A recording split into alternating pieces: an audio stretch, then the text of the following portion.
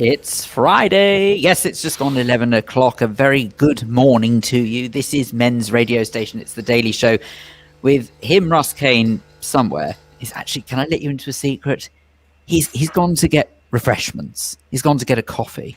But anyway, with him, Russ Kane, and with me, Phil Dave, a very warm welcome to you, whether you are listening to us across Deluxe Radio, Radio Waves, perhaps on mensradiostation.com, the Men's Radio Station app, or of course across Facebook, YouTube and Twitter. I would like to say straight away, Kimmy Lashmal, that's very kind of you. Thank you very much indeed. What is your birthday? I wasn't necessarily going to go down that route, but thank you very much. It's your birthday today? Apparently, yes. So, where's my present? Well, there's a theory for you, indeed. No, thank you very much, Kimmy. You're 34? You're too kind. Alas, no, 35, but never mind. It's over, mate. It's over. Tell me about it. It's all downhill from here. If you haven't made your mark by now, man, it's finished. You're 35. Tell me about it. I think I'd been divorced twice by then. No, you're 35. I hadn't. You're 35. I didn't even know it was your birthday. That's how close we are, ladies and gentlemen. I know, we only work together at least 3 times a week. But anyway, known each other like for decades. I had no idea it was your birthday. Happy birthday. Sam Monroe and I will be round to give you the bumps, which is a euphemism for beating the crap out of you, basically. Thank you very much indeed. Well, he used to be a policeman. He's used to it. Now that is a very strange. Now let's make sure that this is absolutely not the case. Everybody. Dan Taylor says, "Morning, everyone, and happy Earth Day, Phil." When you say happy Earth Day, please don't tell me that there's some sort of green initiative that I share my birthday with, because otherwise it really will be downhill from here. Yeah, I don't know. Who knows? Well, we'll soon find out. You don't look 35, that's for sure. And I don't look 27. Oh my goodness me! Oh wow! I'm very flattered with the number of people. I'll do this because otherwise it just looks like you're bigging yourself up, you ass. Let's go rushing up to Edinburgh to one of our most staunch listeners, which would be Veronica Curran, says, "Good morning, Russ and Phil. Kimmy Lashmar missed the B at the start."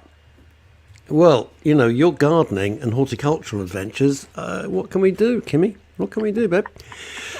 Luke Newman, good morning, gents. I look forward to seeing you next Friday with my Mental Health Moles book. It's really good. And thanks for the kind email, Russ. Not at all. I absolutely loved it. Somebody sent me something.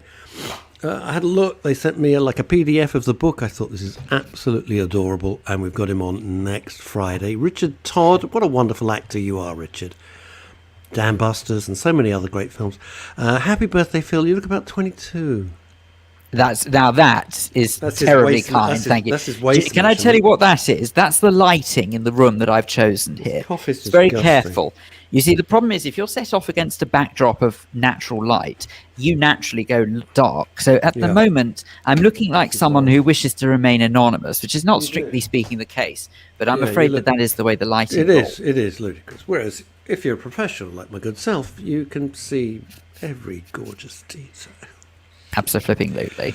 Right, there we are. Absolutely love the way your hair just blends with the ceiling. It's looking good. Shut your face, birthday boy. Now, can I say as well, by the way, that we also have to say... I would have sent you a little gift. I would have sent you a little gift. I know you would. No, that's why I don't like it, as I don't like people doing that. I don't like them feeling obliged to send anything. But my gift to you is you can continue to work with my magnificence.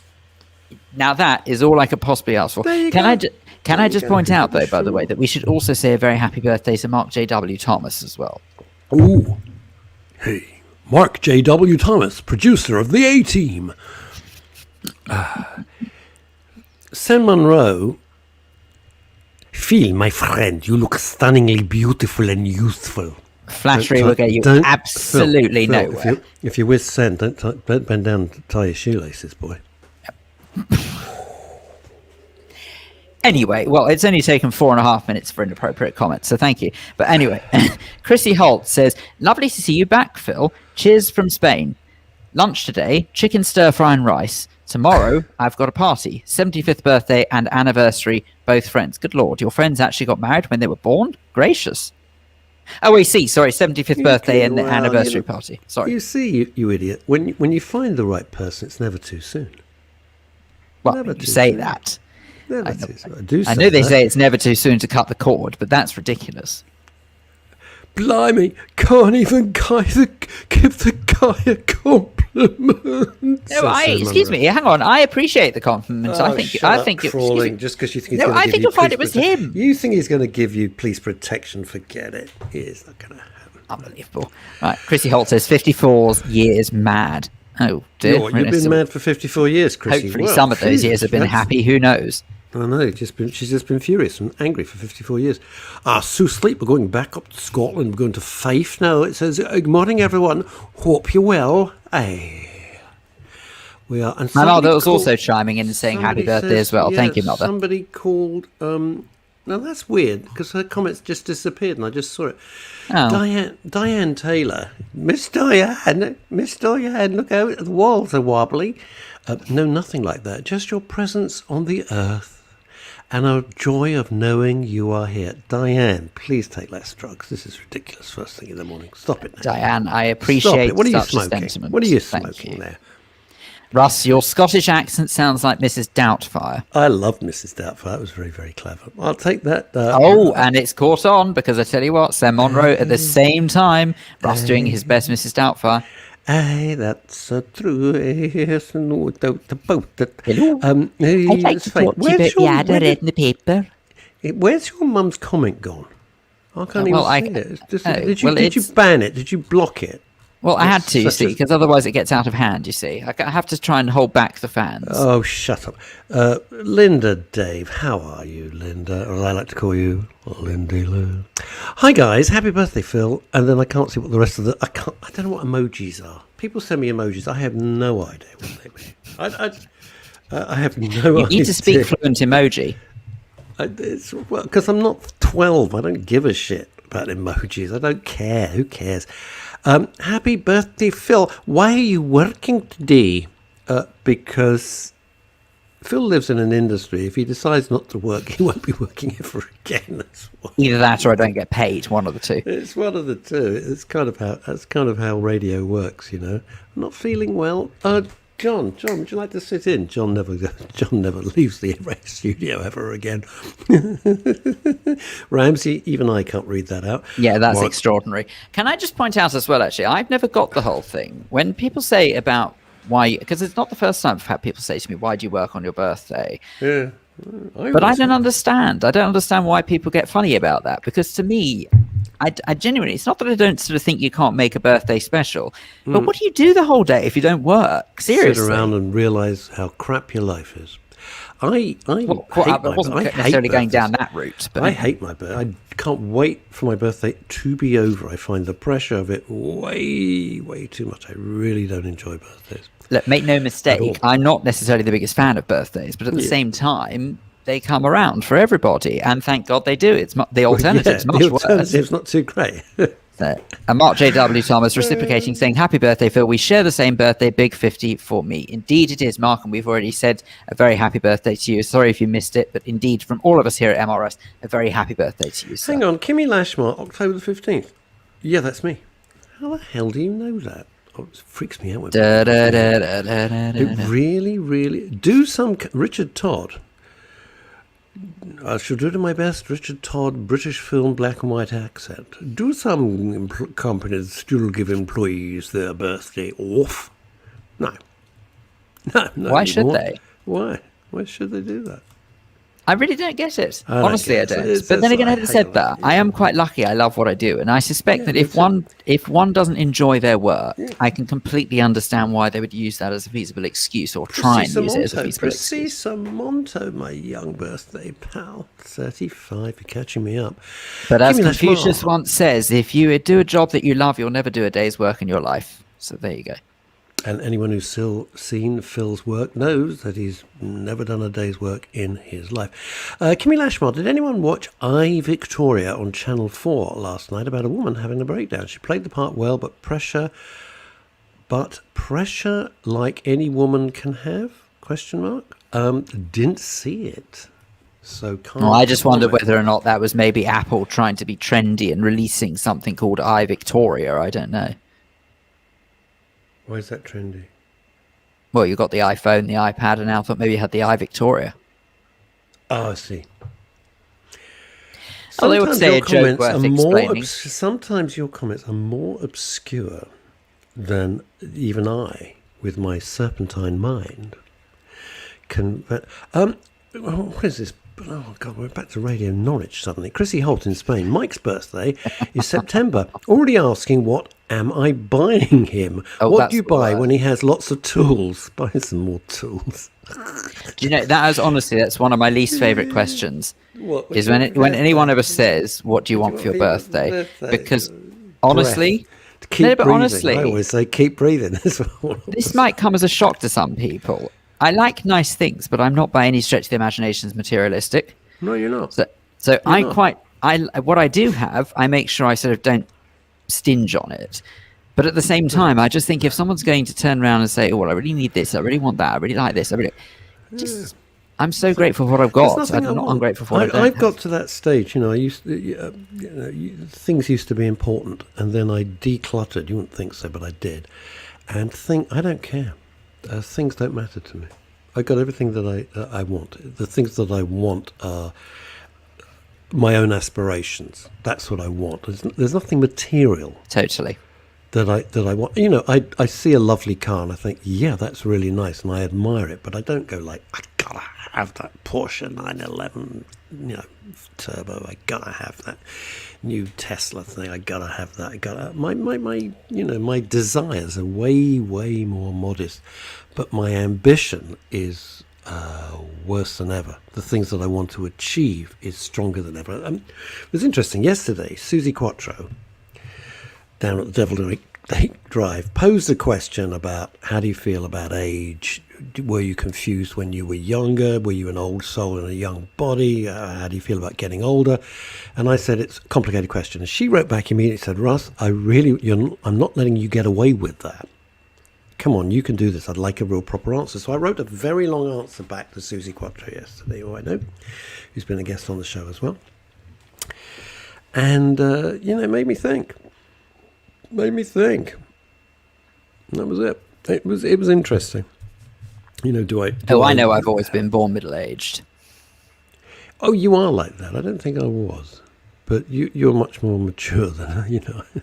Well, that's very kind of you to say so, but I just think it's very strange. I don't know where it ever came from, because even at school, I'm sure this comes as a massive shock to people. Even at school, I used to hang around the teachers more. I did my fellow peers on the You playground. little creep. That's because you were a little creep. I was, actually. Hello, sir. Well, I'm pleased to report I never really grasped on anyone, so that's something. Yeah, you grasped them up. That's how you met Sen Munro. You were one of his informers. You were a grass. Yeah. What Well, you I don't got know for me about today that. then, Phil? I hear there's a tasty little bank job going on. Well, Mr. Munro, I've heard they're going to do Barclays next Thursday at 3 o'clock. That's very handy information to know, Phil. There's a little envelope coming your way, son. That's basically how it works. Kimmy Lashmar met me in 1984, I suspect. Could have been early 85. She went in the Flying Eye on my unofficial birthday. I've still got the photograph as the very first passenger out of the thousands and thousands and thousands of passengers we took over 20 years. 20 years, 5 days a week, 2 passengers a day. And Kimmy was my very first passenger. Could you imagine being in such a confined space with strangers now? Now? No. Would I want to go up in a little light plane every day? No, absolutely bloody not. No, I wouldn't. It would scare the hell out of me. Now, But, I think we should change. We'll move on from the subject of birthdays, if we may. Because waiting very patiently in our digital haven't green room. exhaustively mined what you're going to be doing, who you're going to be seeing. Is there a party and you'll be sitting there with your little hat on and no one You will turns find up? out all that information later on, Okay, make no mistake. And might I suggest as well, by the way, I'm celebrating the first anniversary of my hair being this short, so there you go. Was it Anyway. a year ago? Oh, yes. I did that on my birthday It last was year. a year ago. Wow. Anyway, I still I occasionally wish we look at had the somebody old like Joe myself. Hemmings on the show. That's what I wish. I wish Well, So I wish we were a big enough and important enough radio empire to have somebody as fabulous as Joe Hemmings. hey, on our it's little supposed show. to be me that gets the birthday wish. Oh, well, granted. Your birthday. Joe Hemmings, a very Unbelievable. good There morning. she Been is. granted. Oh, Wow. am I muted? No, you're No, not no, muted at no, all. We no, can no. hear you It's- loud I and was clear. muted. Unless you were saying, am I neutered? In which case, it's information that I don't want to bloody know, to be honest. And with you. on I'll be that frank note- with you. He's going. He's gone. Where's he gone? He's like He's a gone little to hide will-o'-the-wisp. his embarrassment at his he's like a colleagues' little- wording. He's like a little will-o'-the-wisp, Joe. How are you, first of all, most I'm importantly? good. I wasn't expecting to say hello to you today. It was a great joy to see your name pop up. Oh, bless. Why were you not? What were you? Who were you expecting? Eamon Andrews. Who were you? Eamon Andrews. I'd like to say who's he, but Sadly, we can't. my Joe, parents told me about him. yeah, of course they Yeah, did. that was almost well recovered. Well done. I was know, very- but not That's quite very. well enough. That's very good. What have you been up to? How have you been handling this last nightmare of 18 months? You been all right? Oh, well, at the moment, I'm almost back into shielding again because I'm Oh, CEV, 7 months since my last jab, and have no antibodies left. So I'm like wandering around like an unvaccinated person in a medical mask oh, and Joe. barely going out. But Oh man. loving working from home, being at home, weather's great. I'm dealing with it. Until I get my booster, I shall be, just being a bit more careful. But I can't wait to I've tried every which way to get my booster jab early, including faking a name at the local vaccine centre. Excellent. And I might like I that. stress that we don't recommend that, but yes, quite. Oh, But well, even actually, so- it's- birthday boy, shut up. Let That's her the do only way it. to do it. no, I'm not saying that Joe can't do it as she wants, but I'm not going to sit here and It didn't encourage. work. So you know don't the- recommend it. It didn't work. But the great thing anyway, is, what the hell? What the hell? It means you're safe. They've got rid of a bit of vaccine. What's the big deal? It's not like they're keeping track of all of this in a proper grown-up way. I Not know, really. exactly. They're So throwing who piles of it away every day. I just want a little top Isn't up. that But incredible? anyway, Do you know that for a fact, Bo? I know that's not why you're here, but to chat about. But do you know that for a fact? I often wonder if they get to the end of the day and go, Doreen, we got. Oh, chuck 'em. well, they have to with Pfizer vaccines because As I say, some of them they have no choice. They don't. They lose their efficacy. At a certain temperature. Wow. So- I nearly stole it off the desk, Russ. I nearly took it because I was. That's why I there with my like you, arm Joe. rolled up. We're too similar. I like that. Pinched it and run off, but I didn't. You would have done it. I didn't. That's the difference between us. I bopped it. I would have thought, I sod this. I guess, I'll drink it if I have to. Or just whatever. I just want to be well. Definitely not to be recommended. No, don't do that for God's sake. I will just. Now, Joe, you're Jesus. actually here to talk about pressure on perfecting one's profile. Is this anything to do with the fact that dating has finally resumed in this Have I world we live in? misunderstood? It is really. Oh, So I'm here as a behavioural psychologist, but also as a dating coach. So to talk about some research that Plenty of Fish have done, which says that we spend up to £4 billion a year. Is it billion? No, I think it's million. Can't But be it's a lot of billion. money, basically, on perfecting our images on dating apps. Which of Seriously? course means, which means, think about this, that when you put a very heavily filtered, edited image on a dating app, Like Phil and did. then you go on a date in real life, which Yeah. is now we can do that Yeah, again, Phil the turns up. expectations of the person you're going to date are going to be dashed. They're going to feel cheated, betrayed. Why would you put on something that isn't yourself, your best self, but not yourself that's so heavily edited that it no longer looks like you? Oh, but Ridiculous. there's an answer to that, though. Surely that comes from self-confidence. If you're not confident in the way you look, Because you're an idiot. You're But an idiot your if you do that. confidence will be more damaged if you put up an image that doesn't look like you. You go on a date, someone may say, "Oh, hold on, this is not who I was expecting." That's Yeah. going to do no good for your confidence whatsoever. Precisely. I So, don't put up a understand profile it. What do they think's going to happen? You put up Ryan Reynolds or somebody, and then you turn up, and they go, "What the? Who the hell are you? For God's sake! Hello, I'm Kevin." And you go, "Well, you're not." Well, the other problem with putting up edited What's that? photos, actually, which Plenty of Fish have banned since 2019 anyway, which I think is good, is that you lose the features in your face, you lose character, you lose the stuff that makes us us. Yeah. And you get this sort of homogenous filtered look with a smooth skin and whatever. Yeah, they look like they've been made out of It's Tupperware. just not a great look. Huh? They look like they've been made out of Tupperware.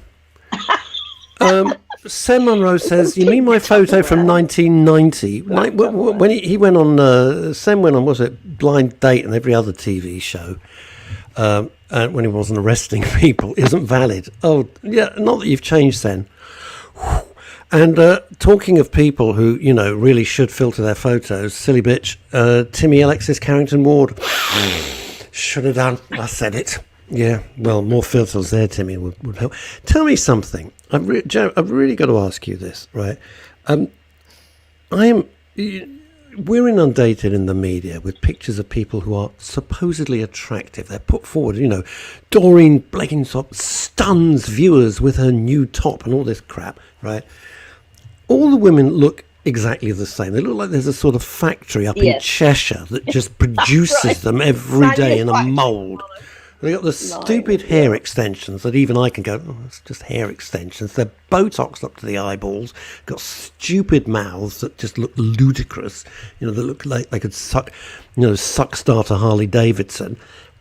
Who tells them this is attractive? It's so unattractive. I don't think anybody tells them. What happens is you get influenced by shows like Love Island, let's say. Well, let's face it, they all sort of have the same treatments done. Treatments, whatever you want to call it, and that has it's evolved into the idealized version of beauty. Same for guys, the pump look, the blah blah blah blah blah. It's more so with women because they've got more to play with, but nevertheless, that has become the look that a lot of particularly younger girls aspire to, and so people are having treatments, not just editing pictures, but treatments. At a very young age, which you kind of think you're having in their 20s. And it does get that homogenized Barbie doll factory rolled out on a processor look. And I don't, apart from having blonde or dark hair or whatever, the lips are the things that always get me. What I don't understand though is I want to know who, and I must be in a minority here because there's so many people who do this, but who looks at people who have altered with themselves in that way and says, yeah, I aspire to look like that? Because I think it looks horrific. They look ludicrous, but clearly they do. But I think when it first started, they were quite tiny little tweakments. So actually you thought, that person's got a nice mouth or they've got beautiful hair. And now what's happened is it's become such an industry that there are quite irresponsible people doing it and people are getting addicted to it. So there's that nice little mouth turns into a duck lip. And the hair extensions have become bigger and bigger and longer and the boobs have been changed several times, etc. So it's sort of almost parodying itself. Those smaller little tweakments weren't too bad, but now it's become a slightly grossed out look. It's revolting. I'm just going to say it. Anymore. It's just revolting, and it's sexless. They're utterly sexless. They're not only are they not attractive, they think they're incredibly sexy. We sit there with my other half and go, tramp. We just look at them. You think, God, give it up. Confidence. I don't know if they do think they're sexy, but what it does do is it distorts your self-perception. So actually, it's quite hard to be confident internally to project good self-esteem if actually all you've got to go on is the outer homogenous synthetic look. That's not really confidence as I call it. They're wasting their time. Joe, this is your area of expertise. And my amateur view on it is they're wasting their time because they're doing all this and they're like in their early 20s. What's going to happen when they get to, birthday boys age 35? What is all right. Middle-aged Phil. Middle-aged Phil, we call him now. It's the instant gratification life. They want what they want now, and they don't want to think about what the future's like. And actually, I imagine the pandemic has increased the need for that. Live the way you want to live now in the present because we don't know what the future holds. So I think that probably exponentially is getting higher, the amount of people living like that, sadly. But don't do it on a dating app. Let's get back to that because that is just counterproductive and it will never bring you any joy, really. So you leave it for Instagram or Snapchat or whatever, but don't try and get the real person with their character as much as you can. It's what good photographers do. Get that image, get a trusted friend to look at it and say, yeah, that is the essence of you, and get that put out as an image on your dating app. It's, you know something, no one's ever described that quite as well as you just did, but it's absolutely right. I always hate having my photo done. You wouldn't think so, but I do. And so do I. I trust my, no, you love it. I don't like it either. You love it. I loathe it. But I always go to my cousin, Rory Alexander, and he's my young cuz, and he's ludicrously talented. And he just gets me. Because obviously I've known him since he was a baby, so he just gets me. So when he does, and then I was very lucky to have photos taken by Rankin. I didn't even realise how lucky I was. Getting you name dropper. No, it was for a book. Tell me about it. It was. I know. I couldn't believe it. Hang on a sec, Russell. I'll just pick that name up here. And you just dropped it. What, Rankin? There we go. Yeah, you just dropped a name there. Do you know how much that would have cost, Joe? Do you know how much that is? I have no idea. 10 grand for a headshot from Rankin. Would have been 10 grand. I'm in the wrong business.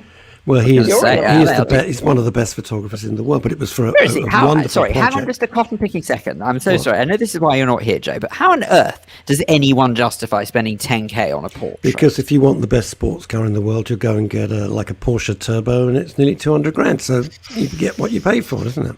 You want a Rolls Royce? I you want paid a Rolls nowhere Royce, near you pay that much for headshots, and I'm £300,000. very happy with them. But anyway, whatever. Hey, we're being watched by from Malta. Now. I hope she's not cross. See what I did? Malta, cross, get it? Penny Horner, hi Pen. Happy birthday, dear Phil. Yes, Russ, me again. This is a woman. Oh, yes, happy birthday. Sorry, I didn't say happy birthday. Joe, thank you. It's very kind of you. Thank you. Can I just point out, it's not actually me saying this, but thank you very much indeed. So thank you. Joe, what is the fish site you're alluding to? You might as well get it. Plenty of fish. As in, there are plenty more fish in the sea. In I the guess sea. To play on that. Yeah. That's very, very good. That's very, very good. And there are plenty of fish on there. Although fish is slightly strange word, but yeah, so they're good as a site, as an app, which says they won't have heavily filtered photos on it, and I think that's absolutely right. And I think so no good filtered fish. Oh my god! Come on! That's so bad. Come on! Is that not the gag of the week? Me up for that. No, I didn't actually. No, that's the way my mind. I swear to God, I didn't. That was not. No, I didn't. I'm terribly sorry. I think that's as good as it gets today. So might I say at this stage, thank you to all of our guests. Thank you for listening. Thank you for your comments. No, I never make any notes. That was very good. I never make any notes. More important things to do a filter fish. Okay, so I can't unhear That was very clever, though. I can't. Well, there you go. It was clever. I think it's a terrific thing that the site are doing. In all seriousness, to bring it back to why you're here, I think it's a very sensible thing, because we need to get back somehow to some semblance of normality. We really do.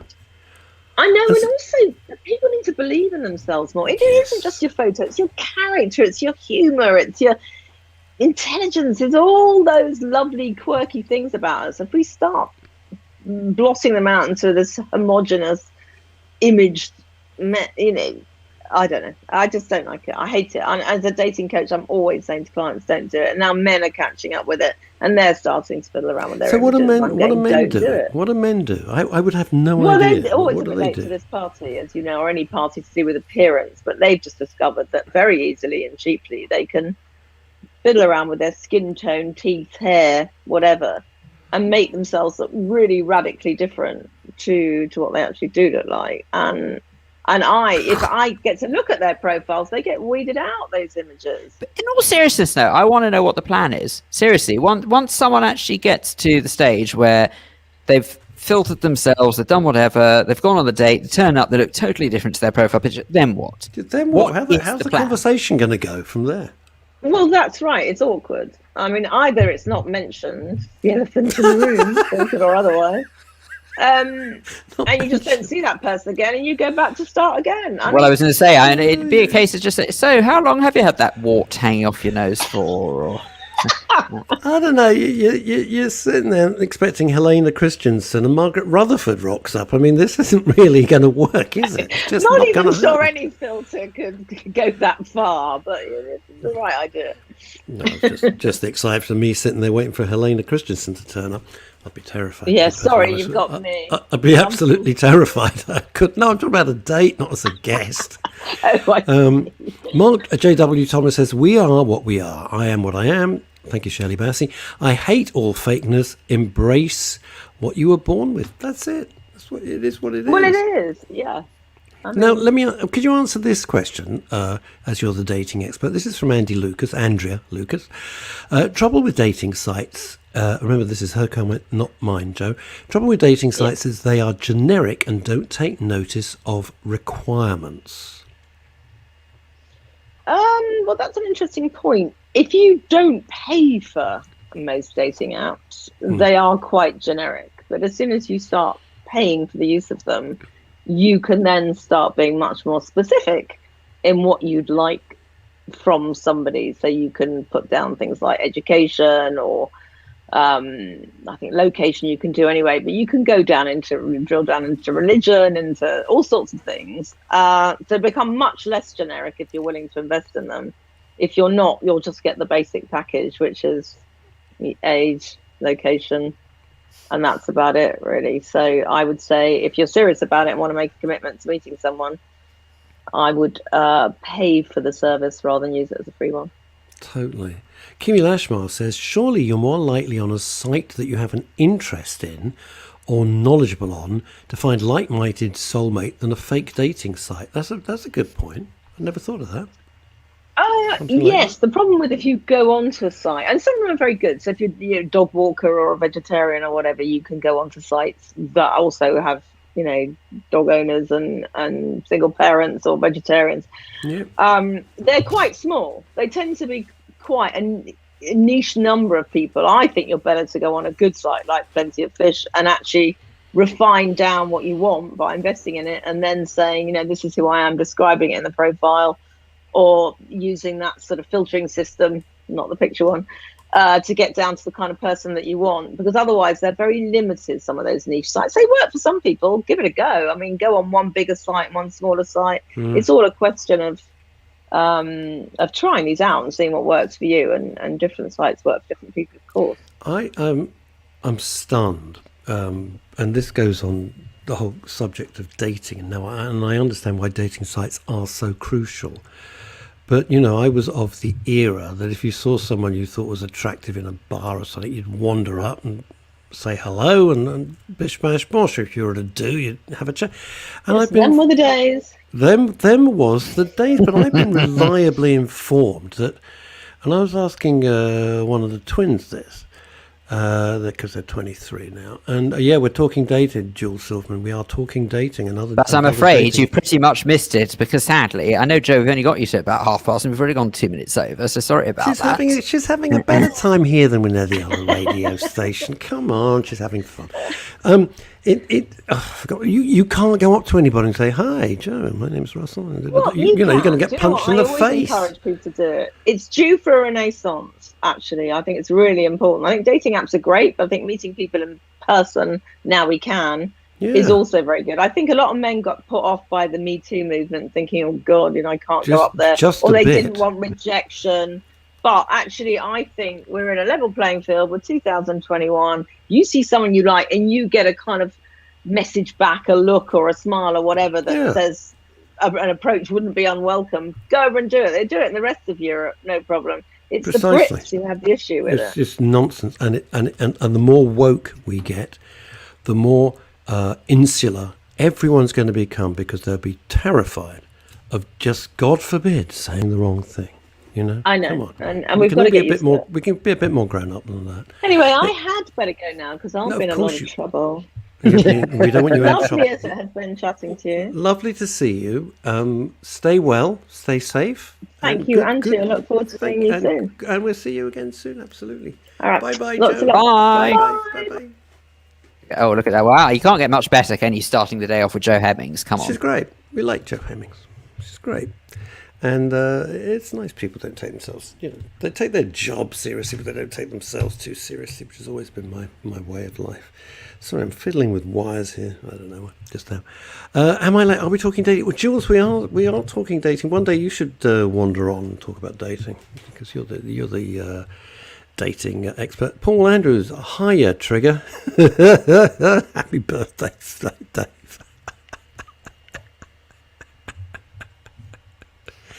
So is there going to be like a little family little something that I can go to? Yes, to explain. Okay, so the plans are as follows. This evening, I shall be trotting. Here we go. You know it was never going to be by halves with me. This afternoon, I'm hoping if I can get work done in time.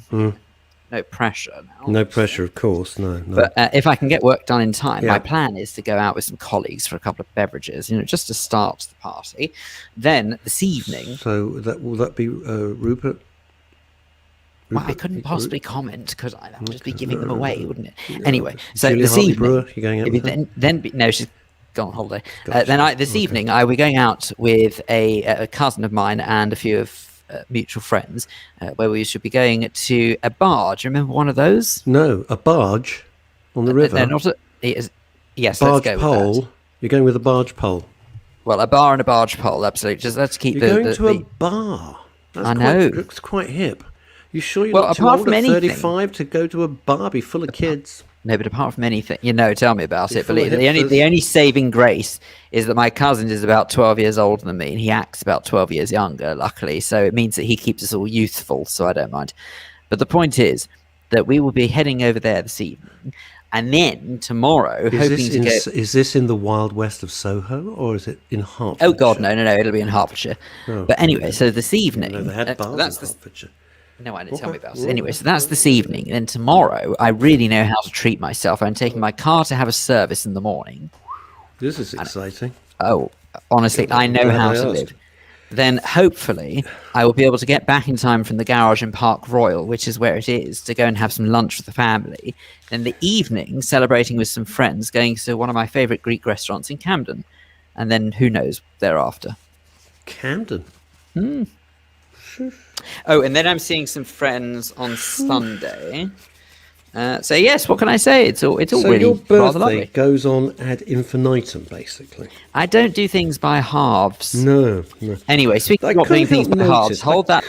I couldn't help but notice, just before we meet anybody else, I couldn't help but notice in all these fantastic plans, there wasn't the word, and Russ, I thought we could, celebrate our friendship and everything you've done for me.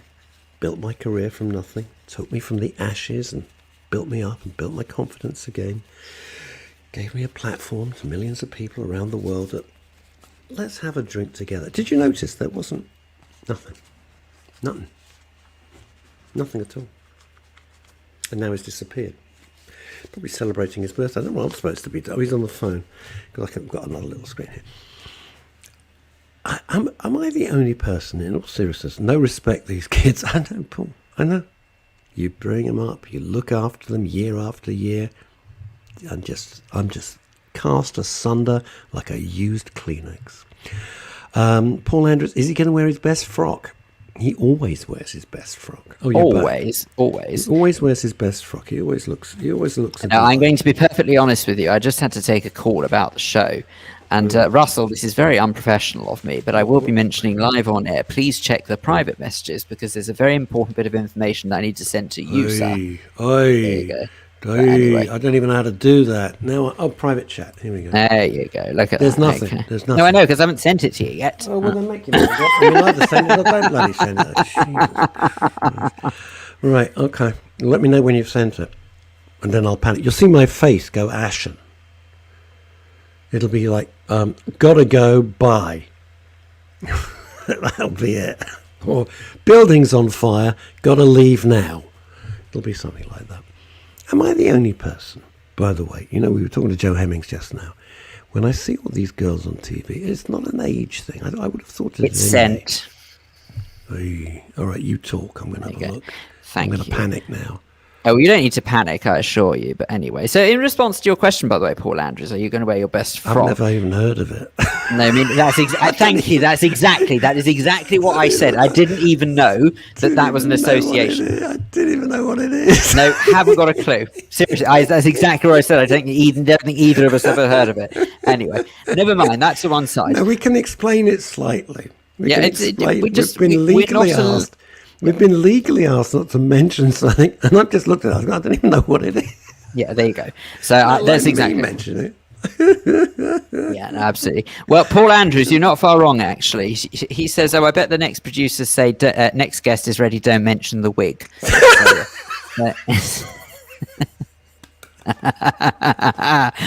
You know what, Paul? That's very. I've had that before. I can tell you. Paul, that is very, very, very funny. Actually, to be fair, I'm the one on the receiving end of that. Genuinely, I had someone once say to me live on air, "By the way, where'd you get that wig from? I love it." My this God, is obviously in the days when I actually had more hair, and they said, "Where'd you get that wig from?" By the way, and I just didn't have the heart to embarrass them, but I just said, Did you say Angels on Shaftesbury Avenue? No, on the contrary, I said, I got it cheap on eBay or something like that, because I just thought it sounded more believable somehow. But anyway, bloody rude! How damn rude! Speaking of get well, I'm going to do it again only because it means a lot to me. Get well to our wonderful friend Jane Kerner. Not too good at the moment, Jane. We're sending lots of love to you and to your daughter Natalie and all the gang. A few people make me laugh as much as she does. And continued get well to lovely Demisa, who I spoke to yesterday, who has now got a complete mechanical elbow. Oh, you seen the x-rays of it, Phil? It looks like Meccano. It's exactly like when you were a kid. Probably not you, but me. Excuse me, I had Meccano, don't worry. I wasn't that deprived. You had Meccano? Yeah. Did you make Meccano whiskey bottles? Did you make Meccano cravats? I did actually. They're not terribly comfortable, it's got to be said. But on the plus side, I mean, it used to give me a great excuse when people used to say, "Why are you acting like that? That's not my fault. I've got a screw loose." Yeah, this is so funny. You know, Paul Andrews has just done 3 very funny messages. He says, "I bet the producer's message says next guest is ready. Don't mention the wig," which Phil and I cracked up about. Paul then says he had that note, and the note actually read that he received in the studio. You ready? I can't read it. Can you read it? It's killing me. Can you please read it, Phil? The note actually read, "Despite its appearance, the wig is meant to be deceptive. It's not a joke." That must have been so bloody awkward, seriously. Paul, if I'd have got that note... Never in a million years would you have survived that, seriously. Could you only imagine what you would have gone through if you would have had to deal with that? You know, if Phil was the guest, I'd be like...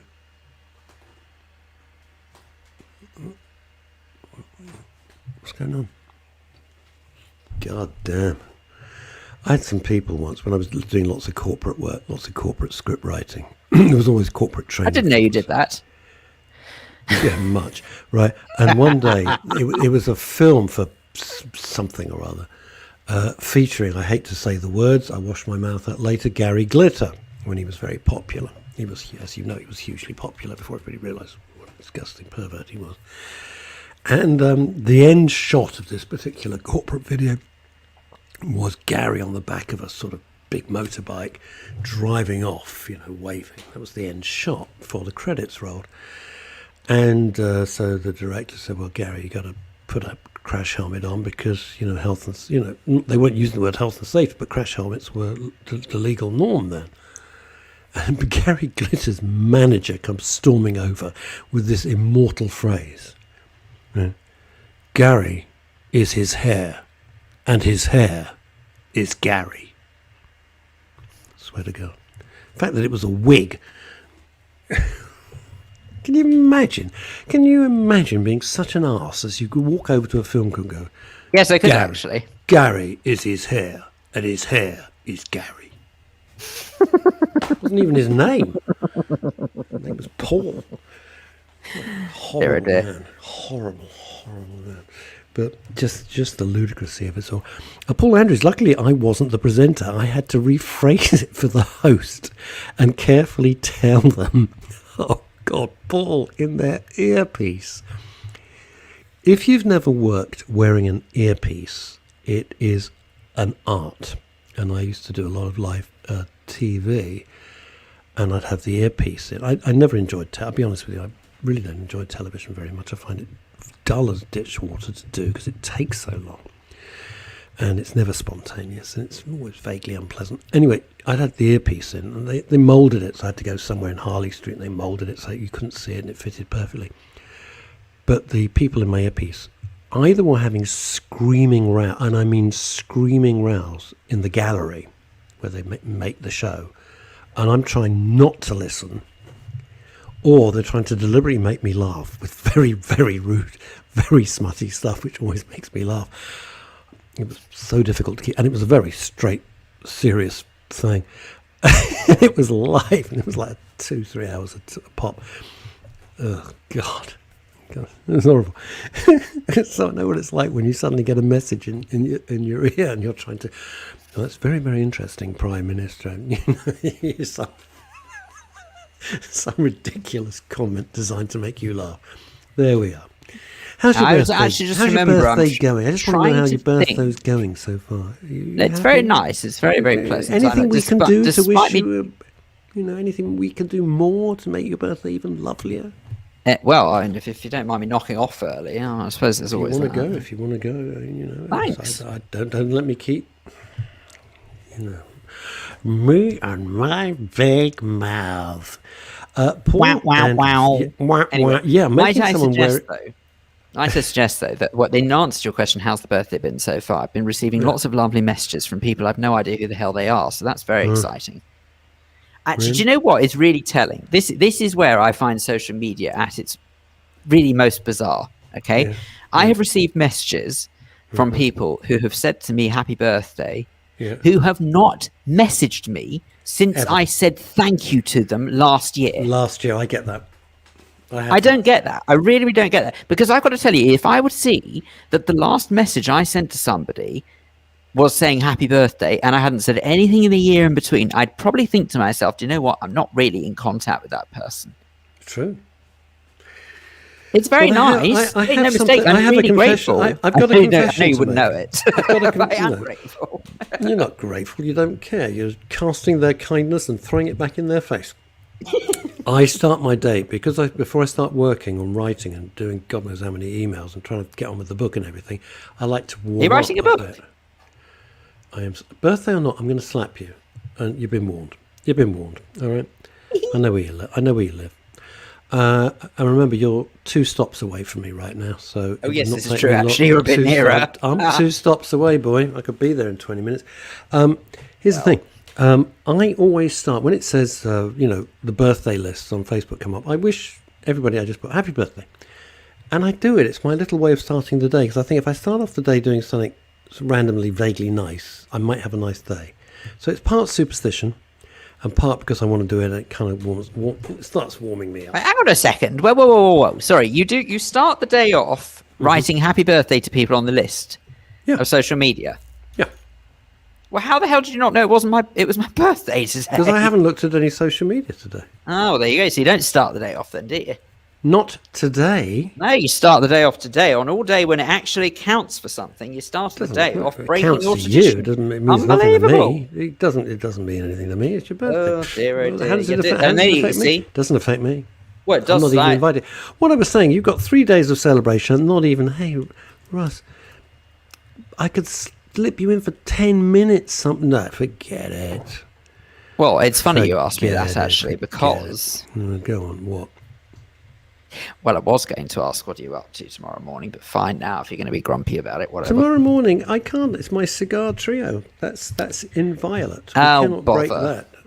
We never break that. Me, Ray and Colin. It's the cigar trio. We have met every Saturday throughout lockdown. The 3 of us standing like 3 grumpy kids. Well, that's not strictly speaking true. You didn't meet Colin when he had a shattered leg. I don't remember us being asked to fill in for him, but whatever. It's fine. I can take it. People always, I'm going to be absolutely honest, people always say, oh, can we come? And I go, no, it's just me, Ray and Colin. No one else comes. That's it. That's our Saturday thing. We Yep. don't want other people horning in because it'll we certainly don't want you coming. Well, anyway, you see. Colin saw you at the Soho Whiskey Club the other week. He saw you. He did, actually. He reported back to me. Well, I'd taken some colleagues along, you see. I was introducing him to the Whiskey Club, trying to buy a couple of memberships, you see whether or not I could encourage. Okay. Chrissy Richards says, happy birthday for next year, Phil. Very good, Chrissy. Get in I see early. what you did there. I like that. That's good. Where is the collar? Well, the whole Friday thing's ruined because he's been thrown out of his home and he has to he's at the YMCA. They don't let him go into the kitchen. Sorry. Mark J.W. Thomas. Got to do grown-up stuff, innit? Yeah, a book of the play of the TV show of the theme song that he couldn't resist looking forward to the book, Russ. Funny thing is, so is Russ looking forward to the book as well. I am. Should I ever finish it? I'm 32,000 words in. I don't wish happy birthday to people I don't want to. Ooh, get you, Kimmy Lashmar. I've fallen out with those who don't to me. You know who really cares? Oh, I agree. Kimmy, I'm serious. Kimmy, can I just say this? In all seriousness, if it's my birthday and somebody forgets, I couldn't care. I honestly couldn't care less. I really. Yeah, I couldn't hear care you, less. but it is very Doesn't telling. bother me. No, but it is very telling. Why? About I don't know friends when are. anyone's birthday is. I don't know. Oh, there are ways. Arguably, in this day more than ever, that's actually one thing that's very easy to know about someone is when their birthday is. Why? I don't Well, it's go because out either looking through for social it. media, calendars have it, not to mention the old-fashioned birthday books. I'd say Calendars? actually What do you mean more than ever. calendars have it? What you get a calendar Digital- of no, mini digital schna- ca- no, If digital you have calendars. a mini Schnauzer calendar or a cockapoo calendar, Oh, it'll Phil Dave's digital birthday on it. calendars. Digital calendars on smart devices have them. Yes. What do you mean they have them? Well, they don't unless you put it in. You've got to put it in. It doesn't automatically come. If I go to my Google Calendar, which is what I've used, do you know what a year it's been? I always get a Moleskine diary. I just like it because it's got the week on one side and notes on the other, and it's very slim, and it's been my go-to diary for many, many years. I haven't even taken Just it out of think, the wrapper. somewhere else out there in the world is a mole that's walking around with half of its backside There's a missing. mole freezing its arse off. No, well, technically, the arse has already been removed for the sake of your moleskin diary, but let's not dwell It's on that. not too much. mold. It's the name of the company. Before everyone I'm starts joking, writing, I know. No, but people might think, "Oh, he's got diaries made of animal skin." No, it's just the name of the make. Like Oh, Jaguar. people, do you know what? People are so Jaguars aren't made hypersensitive. out of jaguars. They're made People out are of metal. so stupidly hypersensitive when it comes to that sort of stuff. That's why I could never take my cat into central London, because there were always animal rights protesters there, and he wore fur. So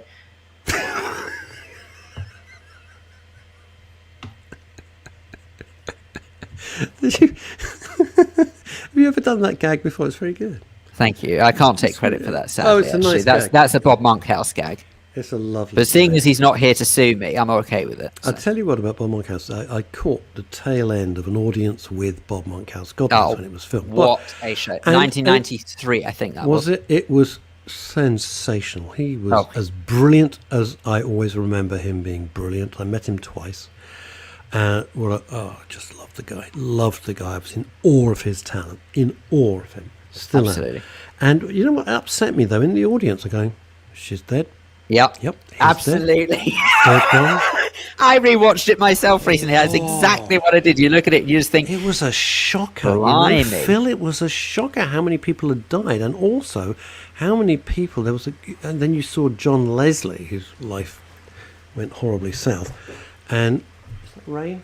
It's my God! It's gone no, it's mental out. It's gone absolutely crazy out. pouring there. out there at the moment. Crazy. So if That's I the noise. I wonder what the noise. if I step to one side, there you go. Look at that.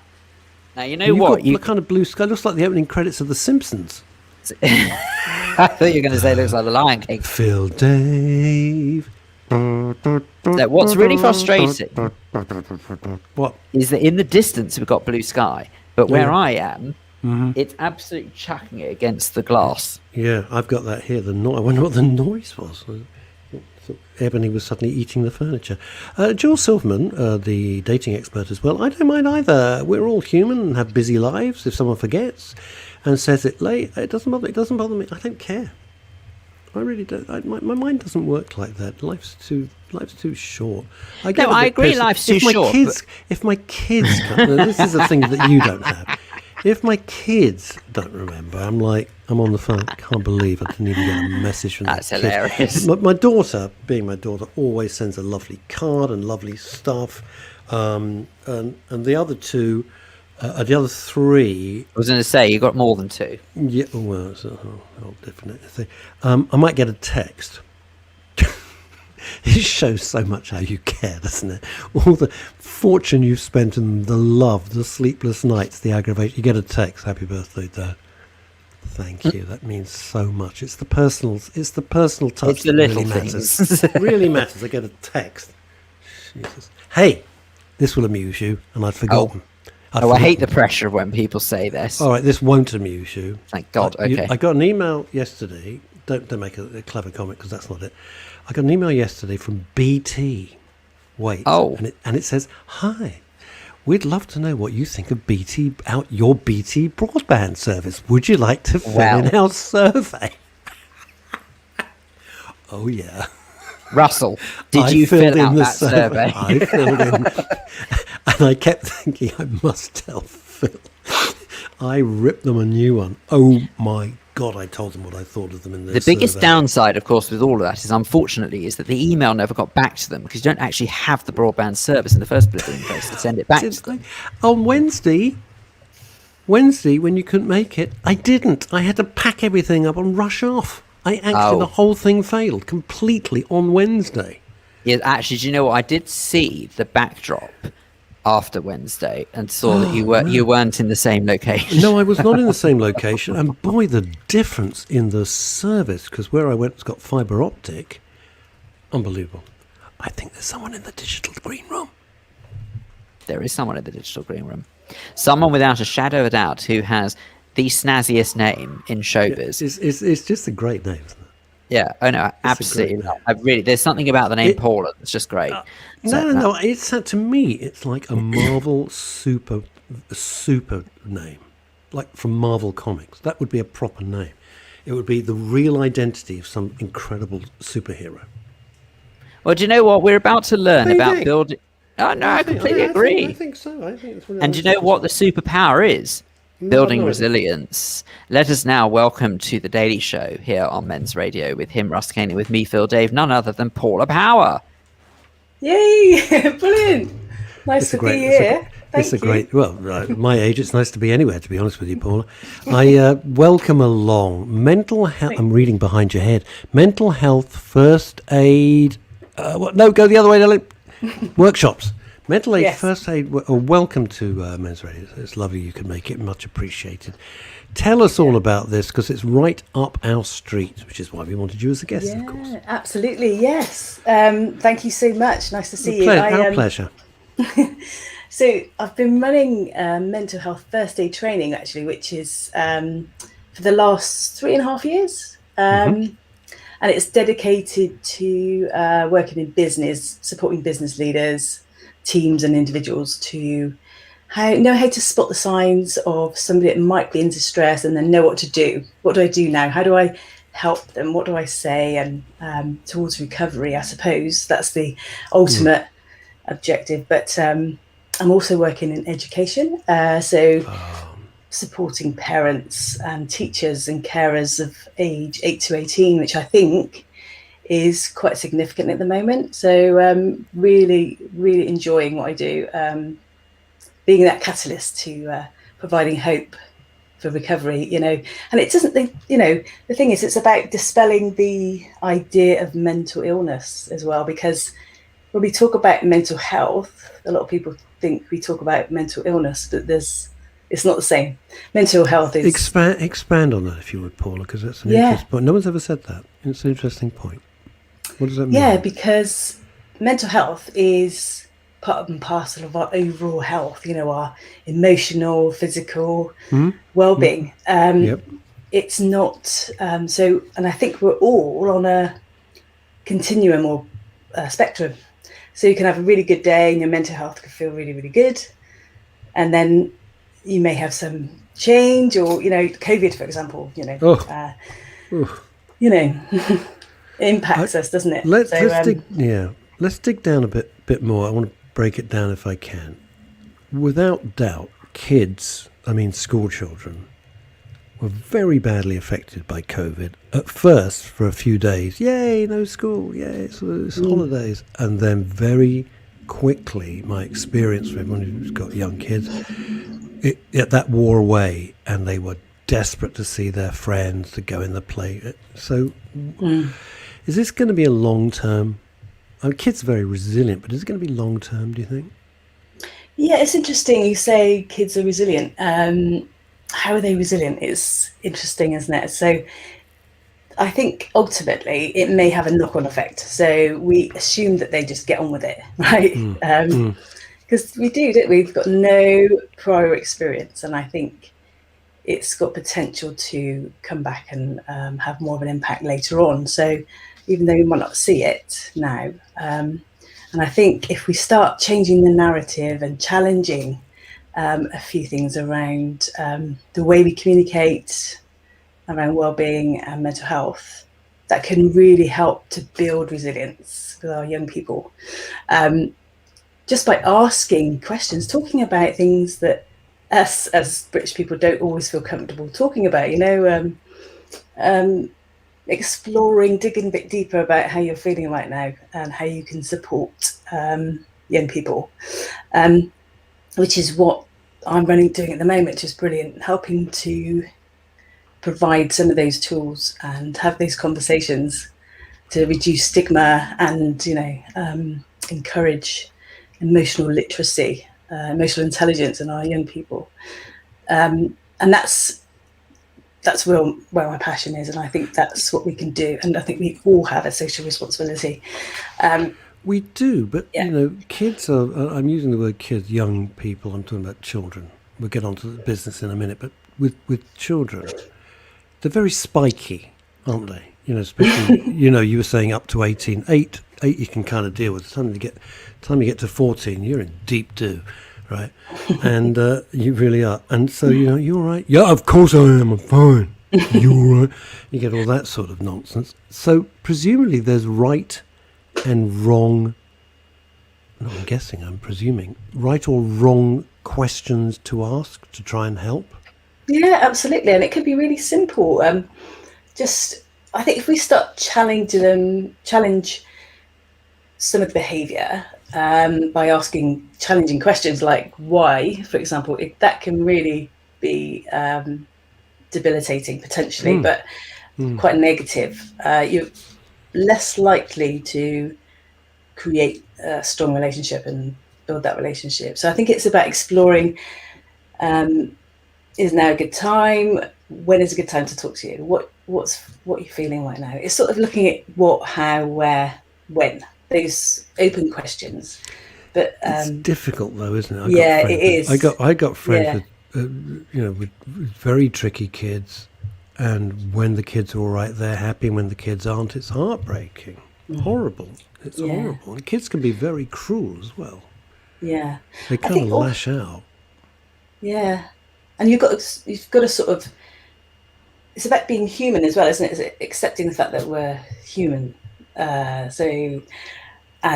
we all experience challenging times, but knowing what works, what do you need to help you right now? And I think we also, as parents and teachers, it's about us exploring what works for us. Because if we're in a really good place, we've got more capacity, haven't we, to have these conversations and be supportive. And if we're in a bad place, it's hopeless. Yeah. Tell me this, because you're an expert on this, and I'm not. I'm just a happy punter. It used to be the perceived wisdom that parents knew everything, and shut up, do what you're told, and then it kind of the opposite, which was certainly the California thing. Oh, I don't really know what I'm just a person. I know I'm your mother and your father, but and then somewhere between the two is the right approach, I would imagine. What's the current thinking? It's about. I think it's about. I mean, you talk about being an expert. I'm an expert in my own lived experience, of course. Yeah, sure. But it's about being kind. It's about, finding a way that I think it's about being self-aware, and then finding a way to self-regulate. So what do you do to support yourself, and then taking action with that? But it's alongside that comes compassion and kindness and things that I think we need to, be kinder to ourselves as well. So the current thinking, that's for sure. Yeah. I think we've had many a show where we discuss with counsellors and psychiatrists and doctors, why is it we beat ourselves up so badly? And it's true, we do beat ourselves up. We started a new show yesterday with Cuddy Cudworth, which was fantastic, about called Monkey Mind Relaxation, and he was talking in a very interesting and very simple way about why are you listening to that little voice which is being so negative. But how do you reach out to somebody? Let's stick with kids for a sec.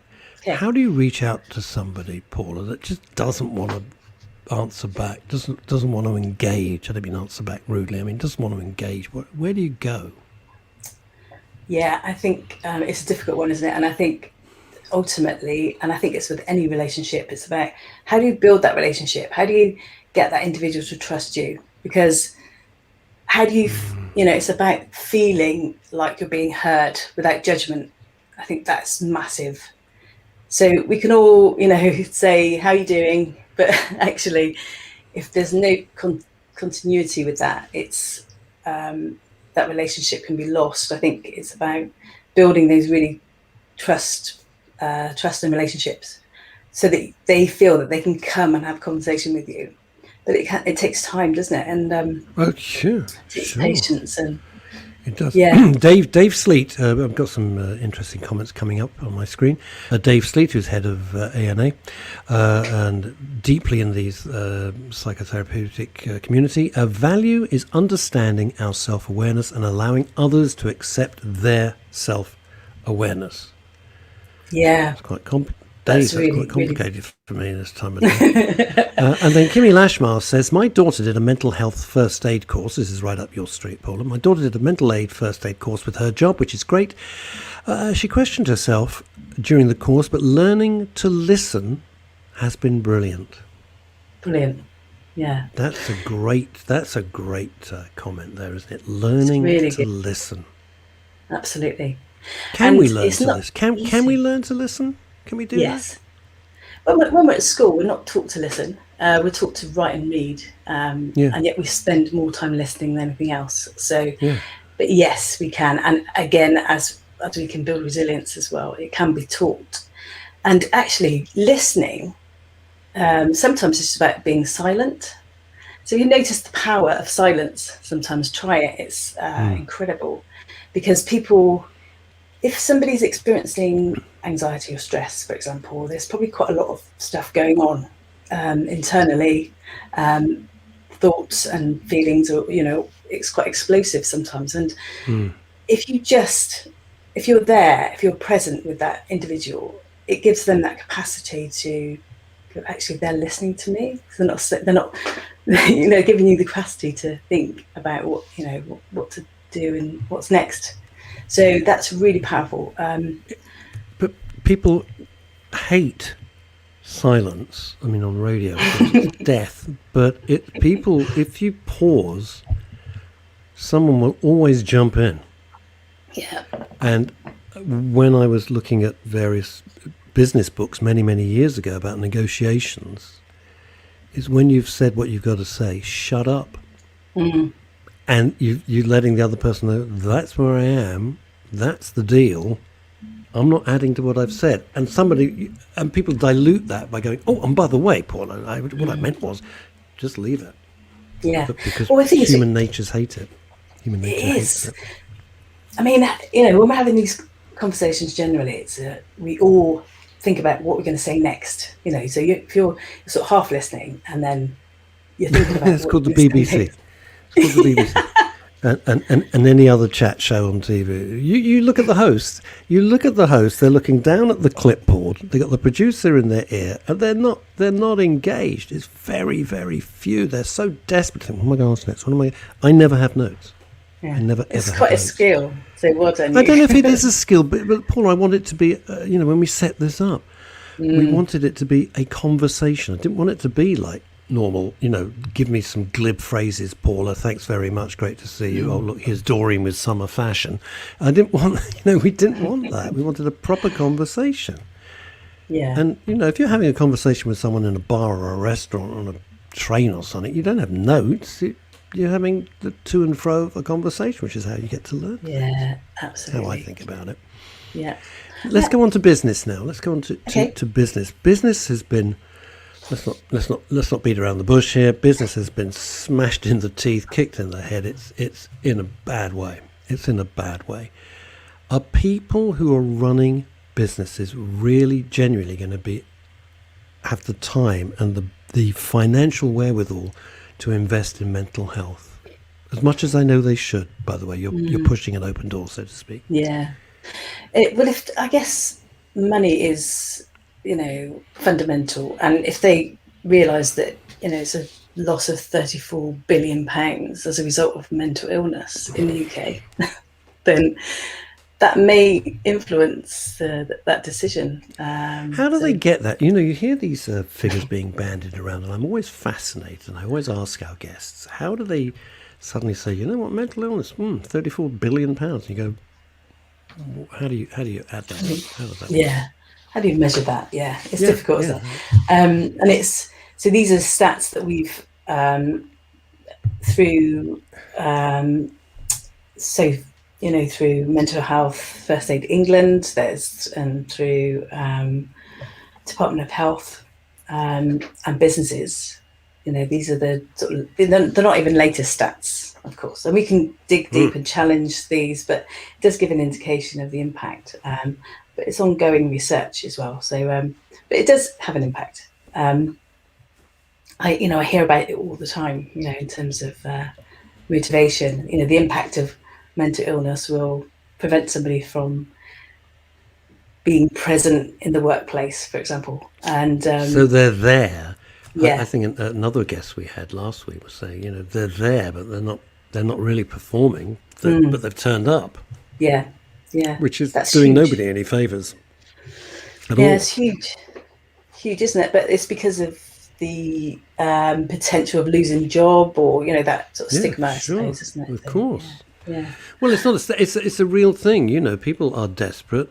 Firms laying everybody off because they've got to restructure. Many companies have to restructure, and I suppose all the employees are thinking, "Oh, geez, I don't know." There's going to be extra stress on them, because if they had mental health issues, let's say, to start with, forcing yourself to go to work, etc., it's just going to exacerbate the entire situation.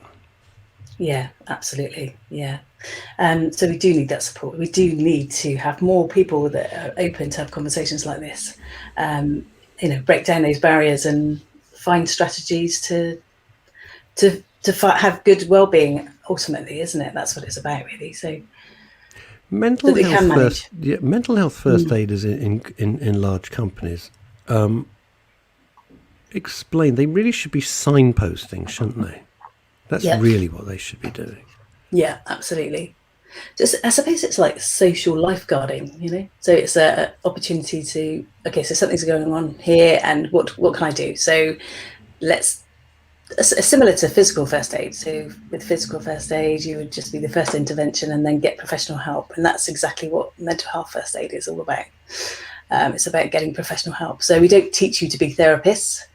But no, precisely. I think there's a big misunderstanding that, Doreen from accounts or Fred from marketing is suddenly, a fully qualified counsellor. They're not. No, not at all. And actually, not everybody feels comfortable having these conversations anyway. So what we do is give you the tools to feel confident about having those conversations, to be that first intervention, and then know what to do next. So are you giving them, because I don't know, so I'm hoping you're going to help me out, are you giving them sort of key phrases or way to approach it? Yeah, so is that how it works? Yeah, so basically we talk about, we start to break down the narrative, change the narrative around mental health. So what's mental health, and awareness, aware of our own stress, and then how to spot the signs of mental illness potentially in a colleague, and then how to have that conversation. So some of the things that you can say, do, and it's all about tone, it's about body language, it's about timing, and it's about just being able to listen. So again, going back to that, not challenging or being judgmental, but it is a skill, and I think it's something that can be learnt, so. And do you come across people that simply couldn't do this? Because there must be some people who are just not empathetic. Mm. And then, of course, you've got the added problem saying, I'm so sorry, I don't really think this is this is for you. And then you've given them mental stress. Yeah. It's, I think, but it is something that can be taught. I don't think we're all, some of us are naturally empathic, aren't we? But for some people, it can be quite challenging, but there's still those practical things that can help. It doesn't have to be all about listening. It can be about adding value by supporting from a practical perspective. So yeah, you're right. And also what's really interesting is not everybody's going to want to talk to the same person, are they? So when you go to a GP, for example, or when you talk to a friend, you don't always talk to the same people about the same things. You pick certain people for different things where you feel more comfortable, where you trust. Again, it's going back to that, building those relationships. I'm curious, you mentioned body language. What would, in what way would body language play a part? Fascinated by that. Well, Russ, it's really nice talking to you, isn't it? But actually, no, that's what I normally get. I'm used to that. Paula, I'm used to that. So, Don't you love it, Paula, when you go to a cocktail party back in the days when we all had lives, or you're at some do and they go, hi, Paula, lovely to meet you.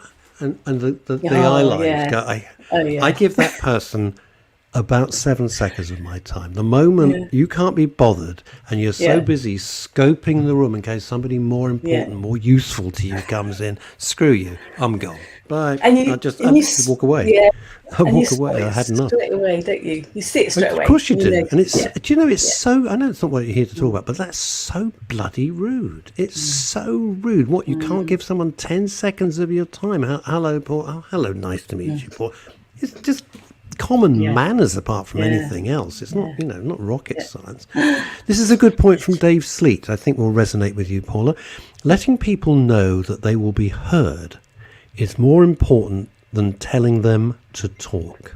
Oh yeah, that's really powerful. That's a good one. That's a good one. Dave Sleet's an extraordinary. Actually, you should speak to him at some point. At ANA, it's ANAY. Extraordinary fellow. And ludicrously modest, and he comes up with these things all the time, and I go, Dave, how the hell did you think of that? And he goes, well, it seems obvious. I'm going like, well, it's obvious to you. It's like genius to me. I don't know how you do it there.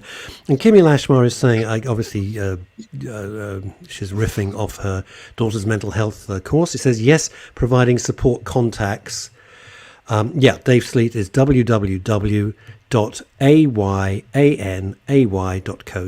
www, I'd have to say that, ayanay.co.uk. Brilliant. I could probably put it up. I could. There we go. Brilliant. God, Thank you. I'm a genius. I can't believe I did that. Look forward to that. They're very good. But get in touch with them. They're a fascinating organisation. They've been incredibly supportive to Men and Women's Radio, and very nice to us personally. Now, before you disappear, let me ask you this, and it's a kind of big question. The NHS, we were taught save the NHS, so we all went outside and banged our saucepans and clapped, and we did all, behave like good little citizens, right? They're now something like 4.3 million procedures behind because of COVID. I get that. No one is to blame. They're never going to catch that up. It's a nightmare. It's an absolute nightmare. Their mental health resources were stretched to squeaking point before anyone had even heard the word COVID, which we'd never heard of before. How can they possibly hope to deal with the aftermath of this? It's a real worry. It very much concerns me. Yeah. Well, of course, I'm going to say this. We have to start somewhere, and this is where you start. No, with you do. Courses Yes, like this. I agree. Yeah, yes. Absolutely. So, and courses like this can really help, actually. So, I'm not the only one. There's a whole plethora of resources and people that run courses the same as me, but So, and obviously, I've got access to a whole plethora of specialists and experts in this area. So I think it's got to start somewhere, but also it does need a lot more support and investment, knowledge and acknowledgement and recognition from the government about how powerful and impactful some of these courses can be to support that. They are important. They are important. There's no ifs or buts about it. It's because you know as well as I do that when you're in trouble, being told, well, there's a way we can see you in maybe 6 months' time. Well, you might as well say 6 centuries' time. You're not going to last 6 months. They need help. People need help straight away. That's what it is. If people want to, if people want to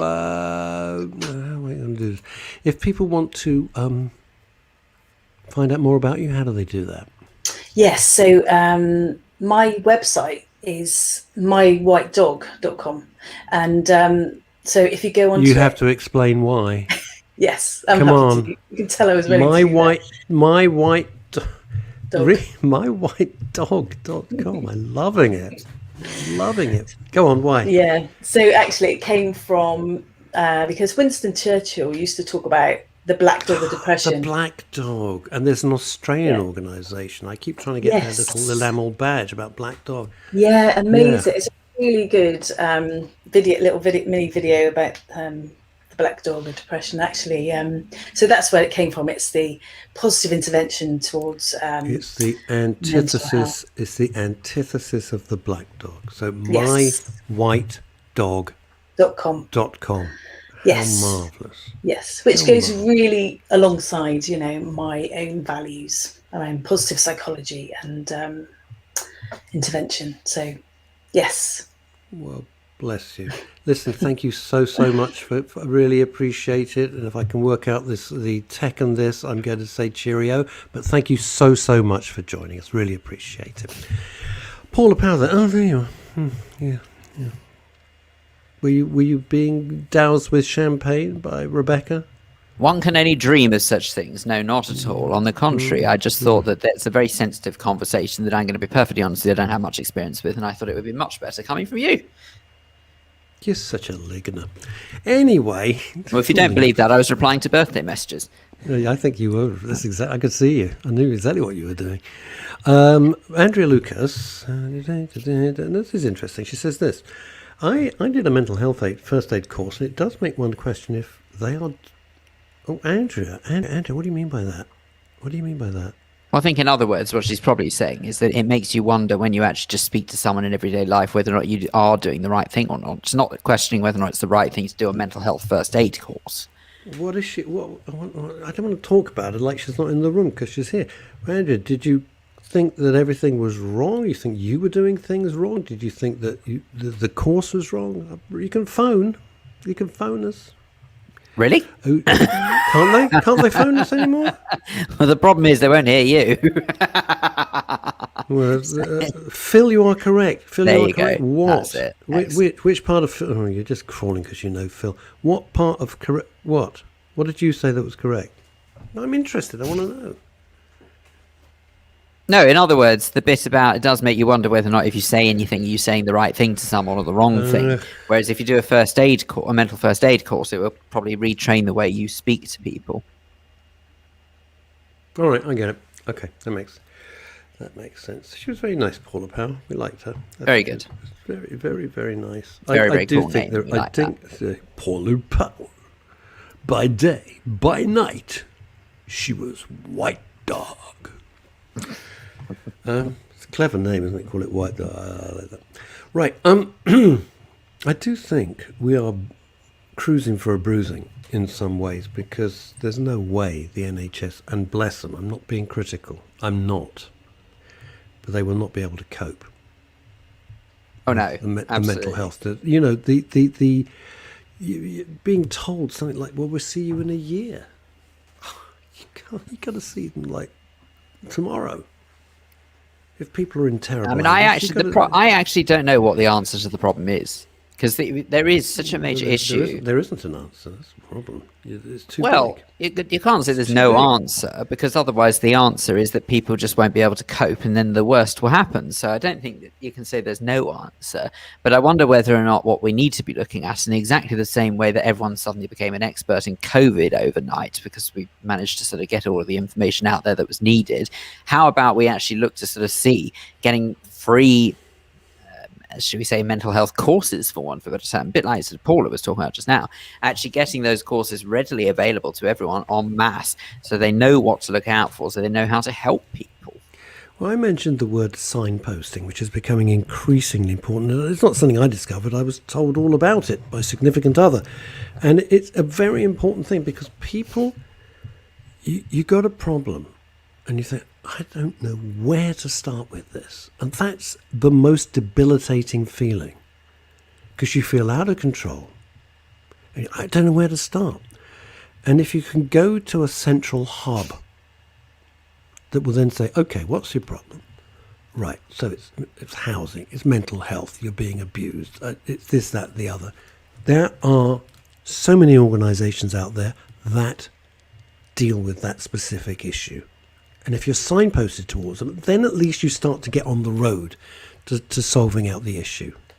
So it's really, really important. And it's my dream to be able to try and do that ultimately with MRS, WRS, Men's Radio, Women's Radio. That's what I want to be doing. That's where I would like it to be going. And contemporaneously with all the shows. But I do want it to be eventually a resource. This is very interesting from young Andrea. You read it. She's your pal. You know her. Well, if that's a way to cop out if ever I heard it. Quite right. I am careful with how I deal with people. I tend to let them talk and tell me if they have a problem. I look out for how people, especially children, are acting and behaving. Good work. Nice. Let's look at integrating, even if I could say it properly. Let's look at integrating mental health awareness rather than looking at mental health like a coat we put on as and when it rains. Got to think about I don't know if we do. I'm not sure. I don't know Let's if we do. look at hang on. Let's think about that again. I'm going to put it back up. We're playing ping pong now. Let's look at integrating mental health awareness rather than looking at mental health like a coat we put on when it rains. I normally get what Dave says, and I'm not getting this. I could be very obtuse today. Why not? It's been a long week. Well, I suspect that what Dave's talking about is that it needs to be a part of the fabric of life and the fabric of our beings, rather than just as and when we're suddenly reminded that something is not quite right, or we feel something is not quite right, that we just acknowledge it on that day. I think what he's talking about is it should be a constant, but not necessarily for the wrong reasons. Okay, no, that makes sense. I get that. Kimi Lashmar says, surely the pandemic showed that people need to make time and be allowed to make time for themselves. Well, I think it did and it didn't, you know. No, on the contrary, I actually think it had a reverse effect in some strange way, because when I was working from home, I mean, this is rich. I'm still nigh on nearly 12 hours later. I'm still at work, but let's not dwell on that. But I would suggest that when people were working from home, there was no escape. You're master of your own fate, my friend. Well, quite. You are Dave master of your own fate. Dave Sleet says, you are a genius, Phil. Thank you, Dave. That will go on the CV. Regrettably, I can't guarantee it's true, but I'm very grateful. Take it down. Take that banner down now. Anyway, the point is that I would suggest that when one worked from home, there was no escape. So actually, and I know that you've said the opposite, RK, because you prefer working from home, but for me, I found that there was just never any time to turn off, because I just thought to myself, well, it's 5 o'clock, but actually I've still got more work to do. And rather than think to myself, oh, it's fine, it'll be here when I get back tomorrow, it was a case of, well, I'll just do a bit more. And I think that, on the contrary, I hardly made any time for myself at all. Oh, that's interesting. And also you say, oh, I prefer working at home. I don't really have a choice, because what I do is solitary. That's what I do. Although, interestingly, this week I went into town. I wanted a meeting with my business partner and co-director of Men's Radio, Howard, and we met for 2.5 hours, having a very long, in-depth and complicated conversation. It was no doubt much better to be, in that instance, face-to-face, not using Zoom, not having the screen come between us. We got tons done, tons covered. And it's a rare exception. Most meetings I won't now attend. Why would I? I don't know how it's going to go, but the stuff I wanted to discuss with Howard was important. It was crucial to how we're moving forward. And it was great. It was, it was a constructive, proper meeting. Yeah, at Bar Italia, as it happens, over a coffee, which is how we always do our meetings. We never do anything grander than that. But, but I can't sit and write a book in an office, and I don't want to be doing this in an office. So I'm not, that's kind of what I do, right? Andrea Lucas, good point. Mental health is generally a second-class treatment compared with medical treatment. Well, you know what it is? If you fall over like Leslie Demiza, smashes her elbow to pieces, I can't say, tell you what, Leslie, we'll see you in 9 months' time, maybe a year. Would that be all right? Because your arm's dangling off. It's got to be fixed. So because mental health is usually not physically manifesting itself, that's a huge generalization, but you know what I'm saying. In other words, your arm's not dangling off at a ghastly angle. They're a bit more lax with it. Does that make sense, what I just said? Well, it does, but I don't know if it's true. What? You don't know if it's true? Well, I just think everyone's sort of reviewed on case by case. And some you people are- have good experiences, some people have bad experiences. If you're suicidal, they're going to act. Yeah? They're going to act. Well, you if hope you're they suicidal. are. Yeah, obviously. Do you know one thing about your birthday, right? It hasn't made you any nicer. It's a big disappointment. I thought when you got to be middle-aged, got to be 35, you And might... not middle-aged. Do you know what? My colleague, keep fighting it, boy. Keep fighting my it. colleague said to me earlier on, I thought, you absolute swine that you'd even say this to me. But he said, blimey, he said, you're halfway to 70. I thought, you absolute swine. And I'm 80%. I'm 80% towards being dead. So I think you've got the edge on me. Dave Sleet, it's shocking how comfortable medical are at using pharmaceutical containment rather than releasing the pressure on the brain. Yeah, of course. We could talk about this for absolutely freaking ages. They got to get you in and out their office, their surgery in 4 minutes. Take a pill, bugger off. Of course they've got to do that. They haven't got the time. Haven't got the time. It's a whole big ball of wax. That's another huge conversation. Yeah, and you don't want everybody lobotomized pharmaceutically either.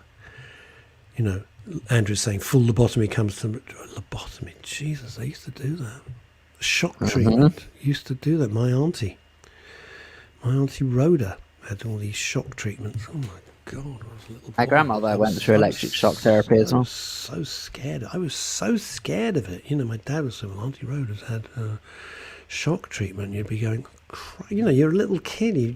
Your mind goes to all sorts of horrible things. Right, we have people in the digital green room, Indeed we do. Poised like a spring, waiting in the digital green room. Yeah, you can do anything about it, or what are you going to do? You just gotta... They're having digital champagne. They're enjoying the digital buffet that we have put out at great expense. Oh, yeah. It's true. Well, I suggest that what we do is we say a very good afternoon to Cece Coleman and Aoife Davey, who join us now. A very How good did you know how to pronounce it? I've been looking at the name. I'm thinking, please God, I'm not going to pronounce that. I mean, the Davey part's all right. The first one, I'm going to completely screw up. You don't know how to say Aoife or how to spell. Anyway. Jesus. There we go. Hello, well, Cece. Aoife, you are there, but we can only hear you in all. Oh, there you are. There she is. It's pronounced Aoife. Well, we can't hear you, I'm afraid, sadly, but let's not dwell too much on that. But Cece, can we at least hear you? Hopefully, hello. Indeed, we can. Yes, Hurrah. of course we can. There we go, look at The that. wonders of Splendid. Etiquette. It was lovely. My pleasure. It was the 47th cuvée. I thought only the best. Only the best. I didn't know if you were vegetarian or not. I gave you the full vegetarian and vegan and then omnivore option. So only the best. Appreciate it. Not at all. Please don't mention Excellent it. My stuff. personal pleasure. Aoife, you look a little Phil bit lost in settings, so can we just make sure you're okay? Well, you're okay. We can't hear you still, but hey, let's not talk about that too much. Right? Tell you what. Do you know what? At least we know Aoife's there, so that's something. Anyway, right. So then, in that case, we were speaking a little earlier on, by the way, about pressure on making sure one's profile's up to date and sort of trying to address unrealistic beauty ideals now that sort of the world of dating has sort of resumed. And you're sort of going to carry on that conversation because you're here to more focus on the do's and don'ts of dating. Now, without wanting to sound too obvious, should we start with some of the don'ts? Don't let your wife find out. Yeah, should we start with one or two of the don'ts? Because I could imagine that there are some hilarious examples you've got. Well, I mean, no pressure then. No pressure. No, the research. So, like, wonderful research shows that the biggest don't is table etiquette. So, not licking your knife, not blowing your nose at the table. Oh, come on. Well, I agree, but I will say. Man. Do you think people actually do this though, or is it a case of course they do? Really? Oh no! Why? Why would people do that? Because we've been at home for a year, you know. Oh please! It happened before. Let's be honest. I mean, some things. I just think it's etiquette has. You would think that we all know how that works, but some people don't. So that is number one up there for absolute. Do not do that. Can I add? Add? Eating with your mouth open. Oh yeah. That I'm gone. That's it. I'm done. And talking with your mouth full. I'm gone. You know. Anyway, Rod. What? Sorry. What? I don't want to wear your food. Thank you. You could enjoy it. I don't want to pull down my shirt. Those things drive me nuts. And tell you what else I don't like: sitting there with your knife and fork in your hand. Well, yes. Put them down when you're eating. Don't sit there like Fred freaking Flintstone. You know. But we are all very excited, aren't we, to go back out? So, you know, the spraying of food. Yes, I'm not excited. We're very excited. So I think we have to give it a little bit of a pass. A little bit, but don't cross the line. Now, do you know? I hate to say this though. I feel like an awful lot of this has to. And forgive me for saying, because it sounds really well. Bit stuck Middle up. age now. You're 35 today. Go on. Shut up. Anyway, it's his birthday today. Can we sing? All I've heard, all bloody show. It's my birthday. It's my birthday. Oh, you have so not to have that excuse me. You're the one who keeps bringing it up. Happy birthday to you. Thank you very much. Happy birthday.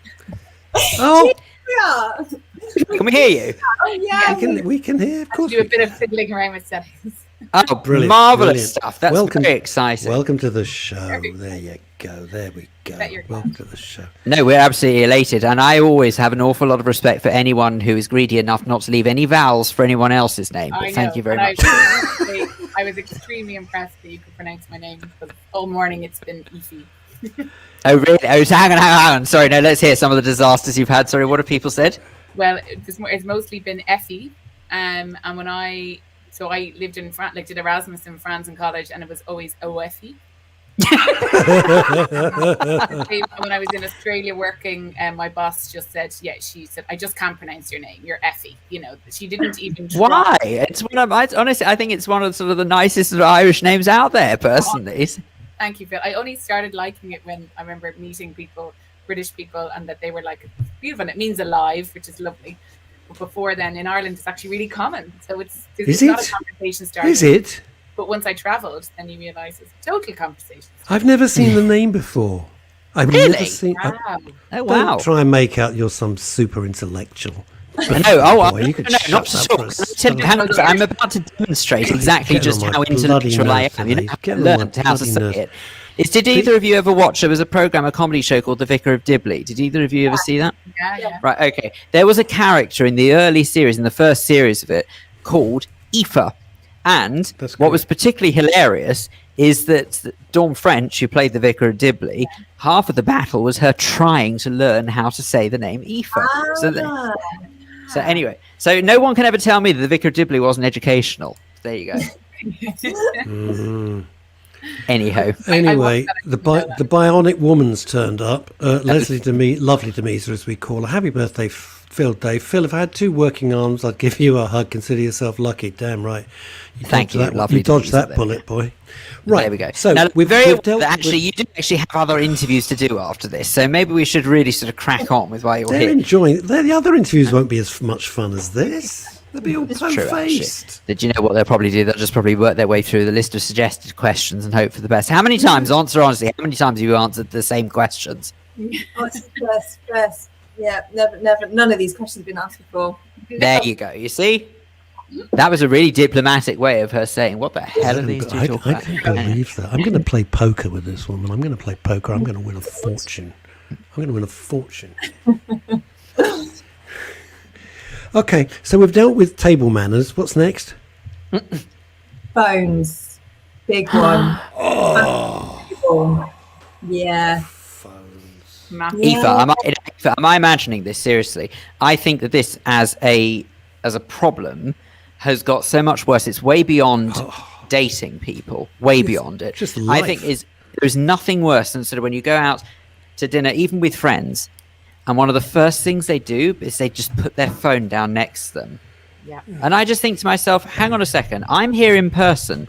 What is more important than speaking to who you are with in person?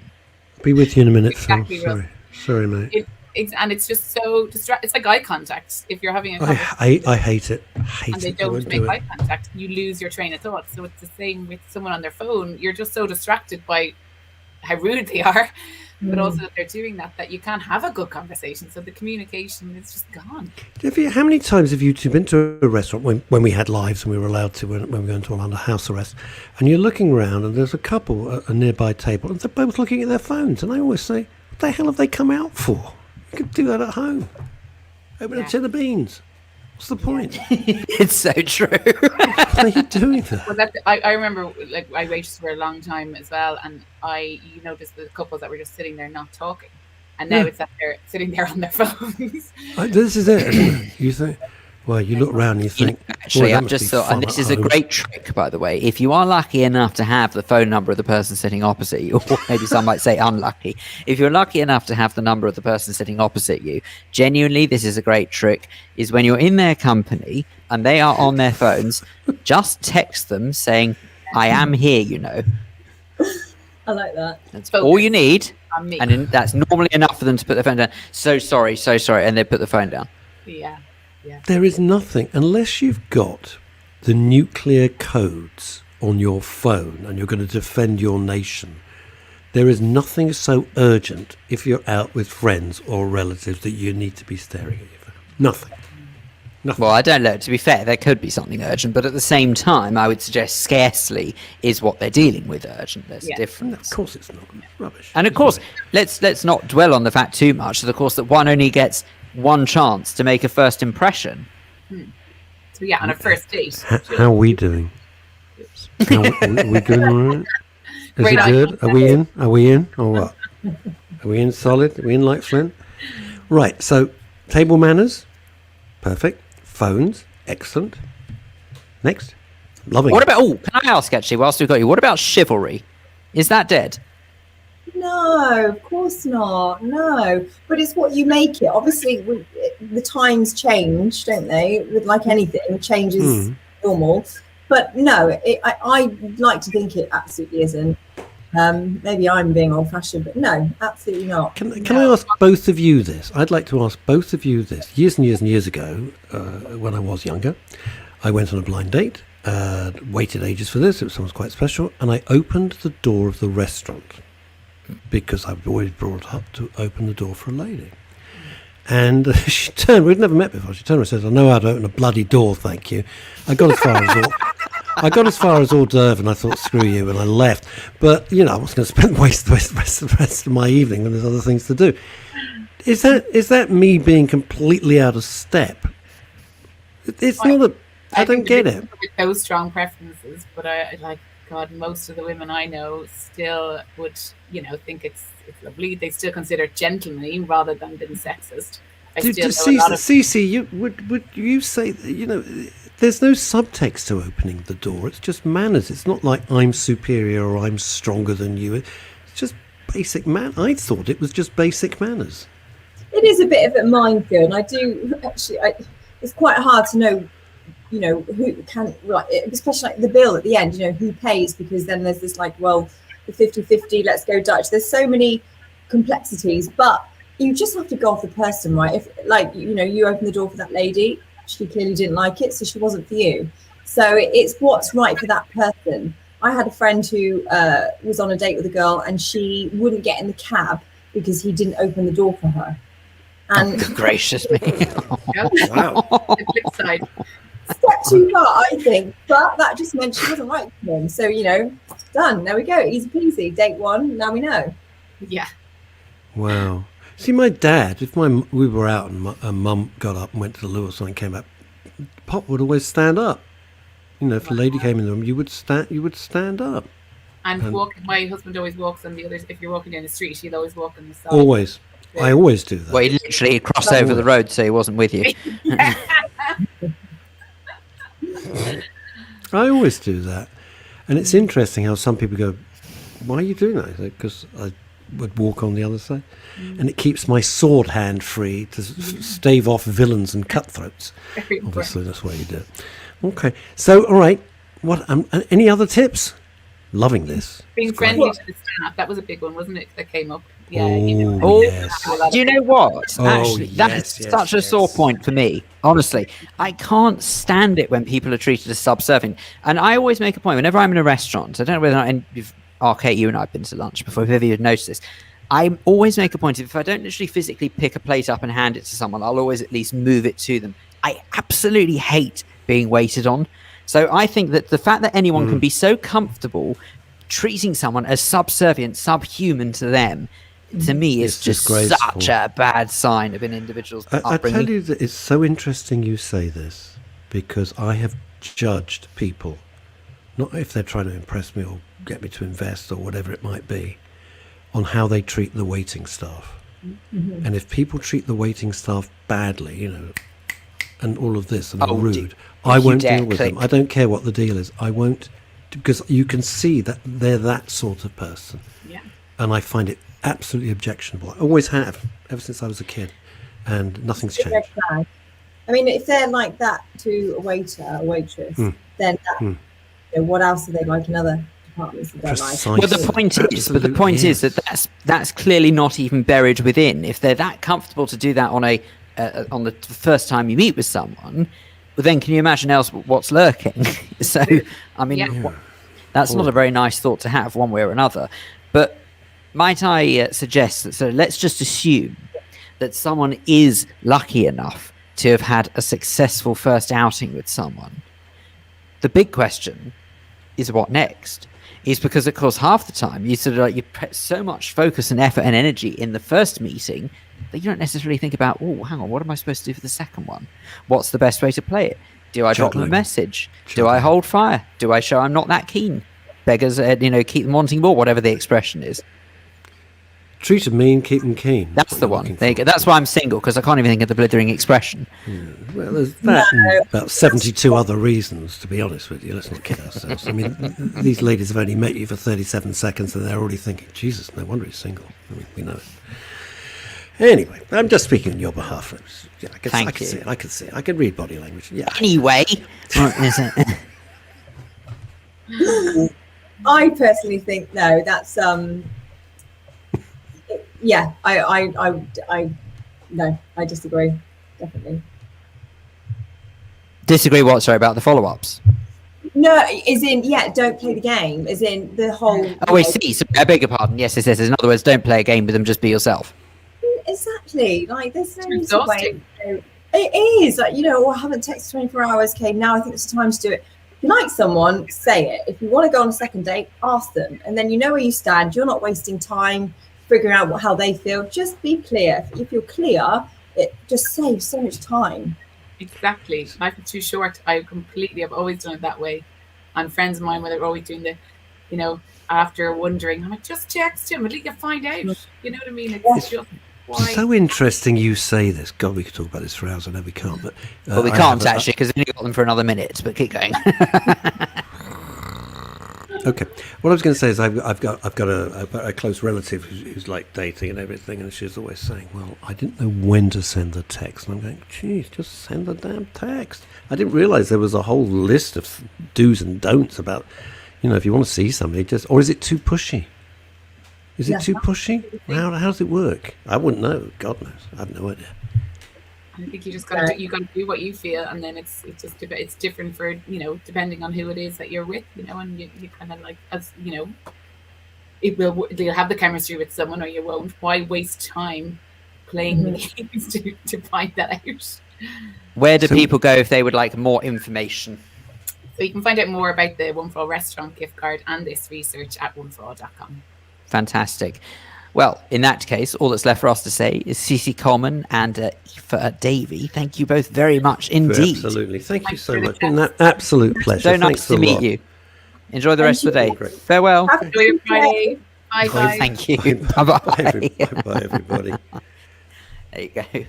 Lovely. They were nice. I like that. I They were lovely. They were lovely. So you almost sound surprised. I go through life expecting the worst, so anything better than that is a wonderful surprise for me. Don't get me started. Do you know what? I know people with that attitude. That is the most appalling attitude to have. Absolutely horrible. Prepare for success. But I don't think it's right. Let's get back to aim for success, prepare for failure, and it's a shocking attitude. It's terrible, honestly, because that's not necessary. I realise that life can be a bit rough at times, to say the least. No, I know it can. Really? But do you really want to feel down and unhappy all the time? I'm not in the show. Lovely Demisa says, "Thank you, Andrea. Not easy at all." Well, you've never been bloody easy since 1984, Leslie. Let's not kid ourselves. "This morning has been very painful, but the painkillers have kicked in now." Should be freebasing crack You're like cocaine a kite at the moment, aren't you? Next Tuesday, fracture clinic. Home physio being booked. It's apparently going to take 6 to 8 weeks. Christ. Oh. The x-rays of Leslie's elbow, I swear to God, I wasn't joking. It really looked like a Meccano set. I've never seen anything like it. How's she going to get through airport security?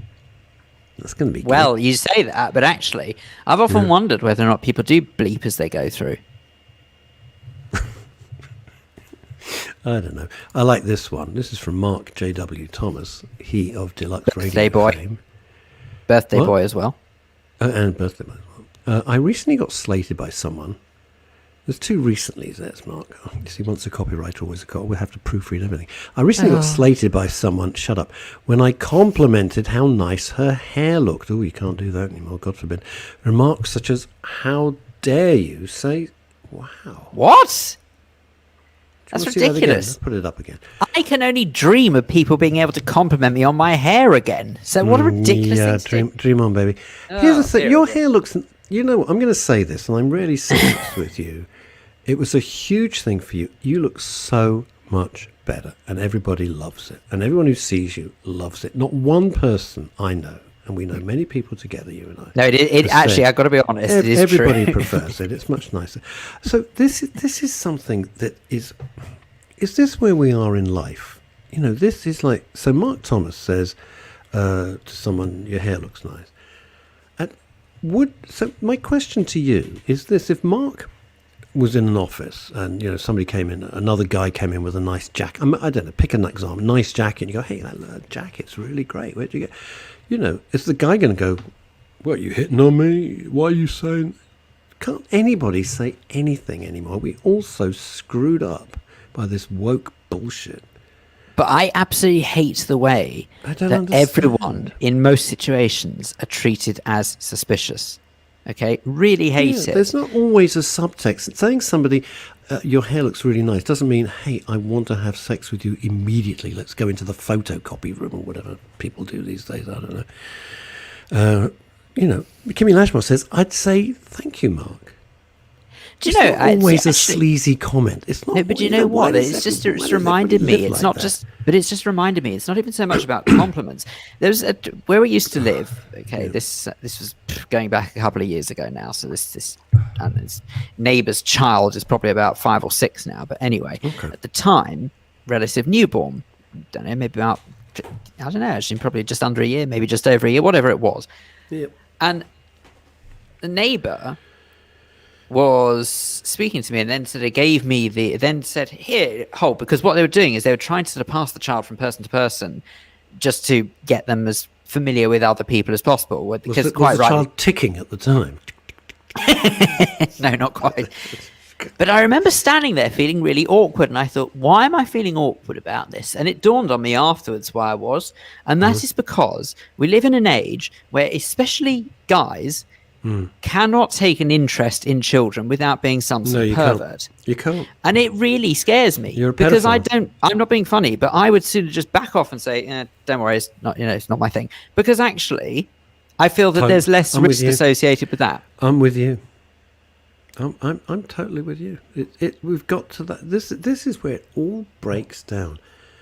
And not every guy is, not everyone's a pedophile, and not paying somebody a compliment. There's not always a subtext to it. You can just say somebody's hair looks nice. Or you look nice today. Can I just say, Jesus, it's not a sexual comment. Say that again. Because that's how ridiculous it is. When you say not every guy is a paedophile, no kidding. No flipping kidding, they're not. That's the point. But that's the age in which we live in. And it's just horrible. I hate the way that everyone treats everyone with such suspicion. I may be too trusting, by the way. I think that is actually sort of one of my biggest downsides. But I've got extreme emotions. I trust absolutely everyone until that trust is broken. And then when it is broken, it's very, very hard to win it back. I'm the opposite. I don't trust anyone. I feel much safer for it. But, the interesting thing, and this is true, and those of you with dogs will know, if you're walking a dog, you can chat to anybody because you've got a dog and you're walking the dog and you can have a conversation. If I was walking through a park and started talking to somebody, Jesus Christ, they'd call the police and God knows what. I'm walking a dog and there's a woman walking a dog and we start a conversation about dogs. That's fine. And I was with a friend. Fine? But why is it fine, Phil? No, I know. I had no idea. No idea. Because I was with a friend of mine the other day, and she's one of the nicest people you could ever hope to meet. She's so friendly, so bubbly. I've never, ever seen her down or unhappy. Most extraordinary person.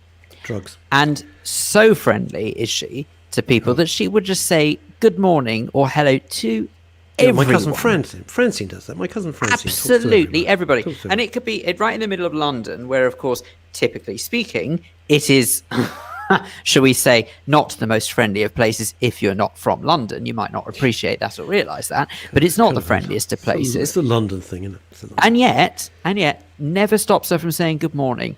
Yeah. And most of the time, the look people give is that of shock. Yeah, they're shocked.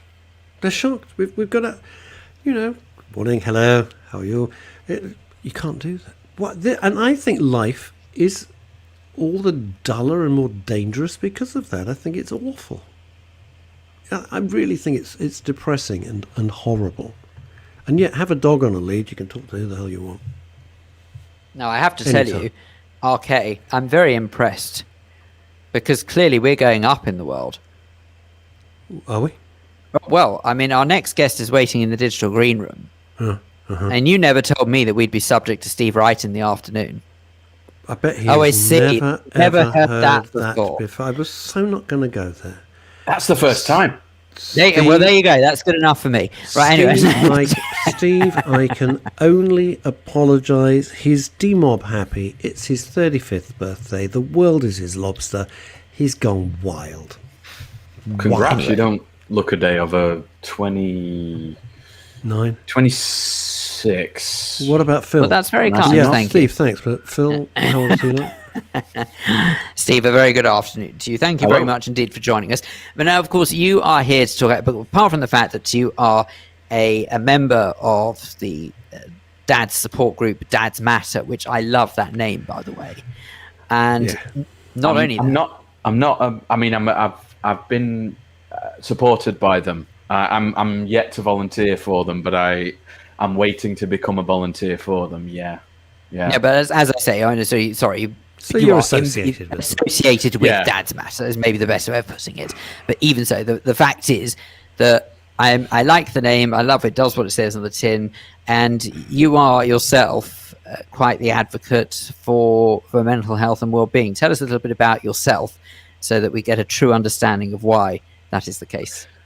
I am. I've struggled with mental health all my life, as far back as I can remember, for different reasons. But sort of more recently, my son was born 2 days before the first lockdown, and that wasn't expected. What I'd done was I'd left my prior job because it was in Liverpool and I'm in Manchester. And basically to get to know my son better for a couple of months, and everything was hunky-dory. And just as I was leaving my last job, because it was working in a hospital, literally the day I was walking out the door, there was this apparent disease coming over from China, and we weren't thinking much of it necessarily at the time. That was back in February 2020, and then my son was born, and it kind of went downhill from there because I didn't have work. There's this new alien in my house that I didn't know what to do with. I'd no prior experience, and my mental health just plummeted. And we couldn't go out and do anything, because we didn't know enough about this thing going on outside. And then in the end, I talked to quite a lot of dads and parents in general, but who were feeling the same way as me, and just weren't talking about it. Presumably, your son's mother was in the house as well. I mean, I don't know your circumstance, so I'm just cautious. Absolutely.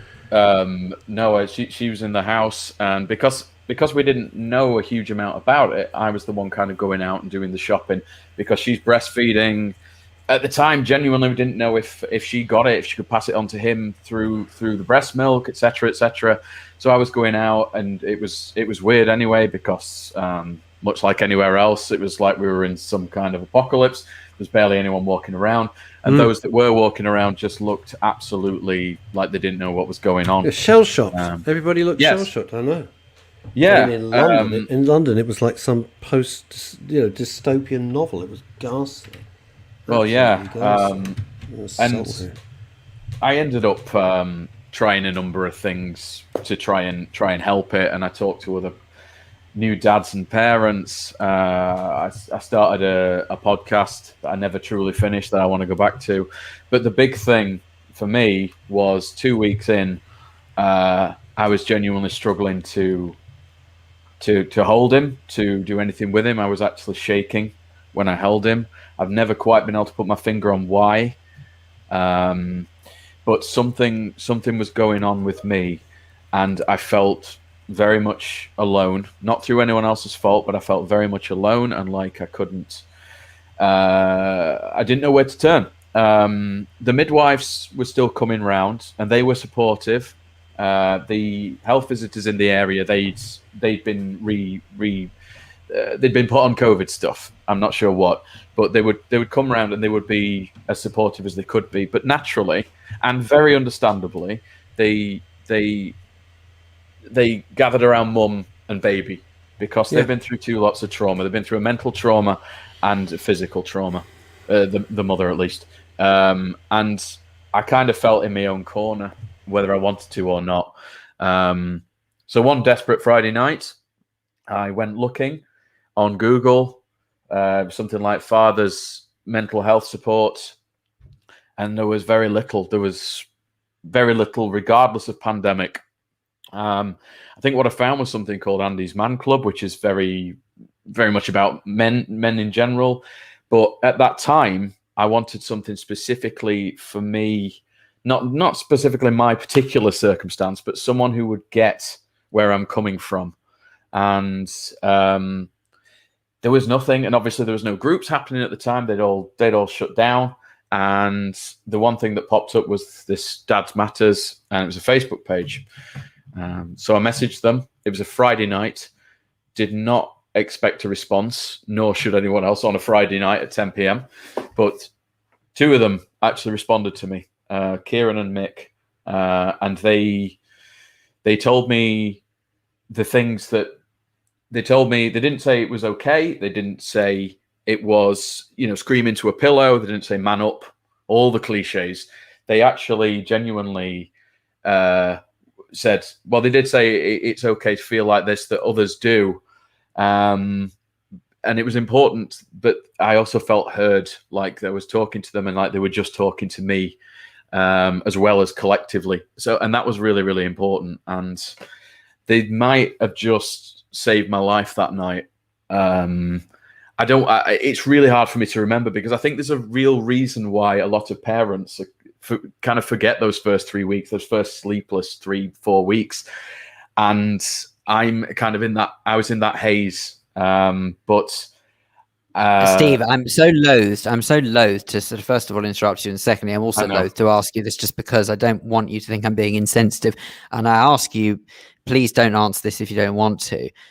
But when you say that they saved your life, what was going through your mind that you thought that they might have saved your life, based on sort of what were you thinking before then?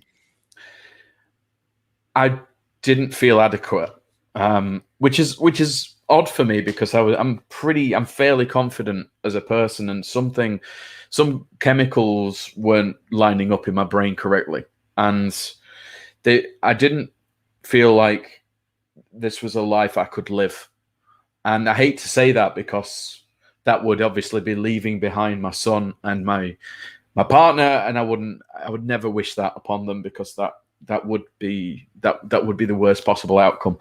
But at that particular night, after I'd shut myself down in the kitchen, I could still hear him screaming, and my partner trying to get him to sleep. My partner's been incredibly understanding, but I just couldn't, at the time, I just couldn't live through that existence. And I felt like I was a coward.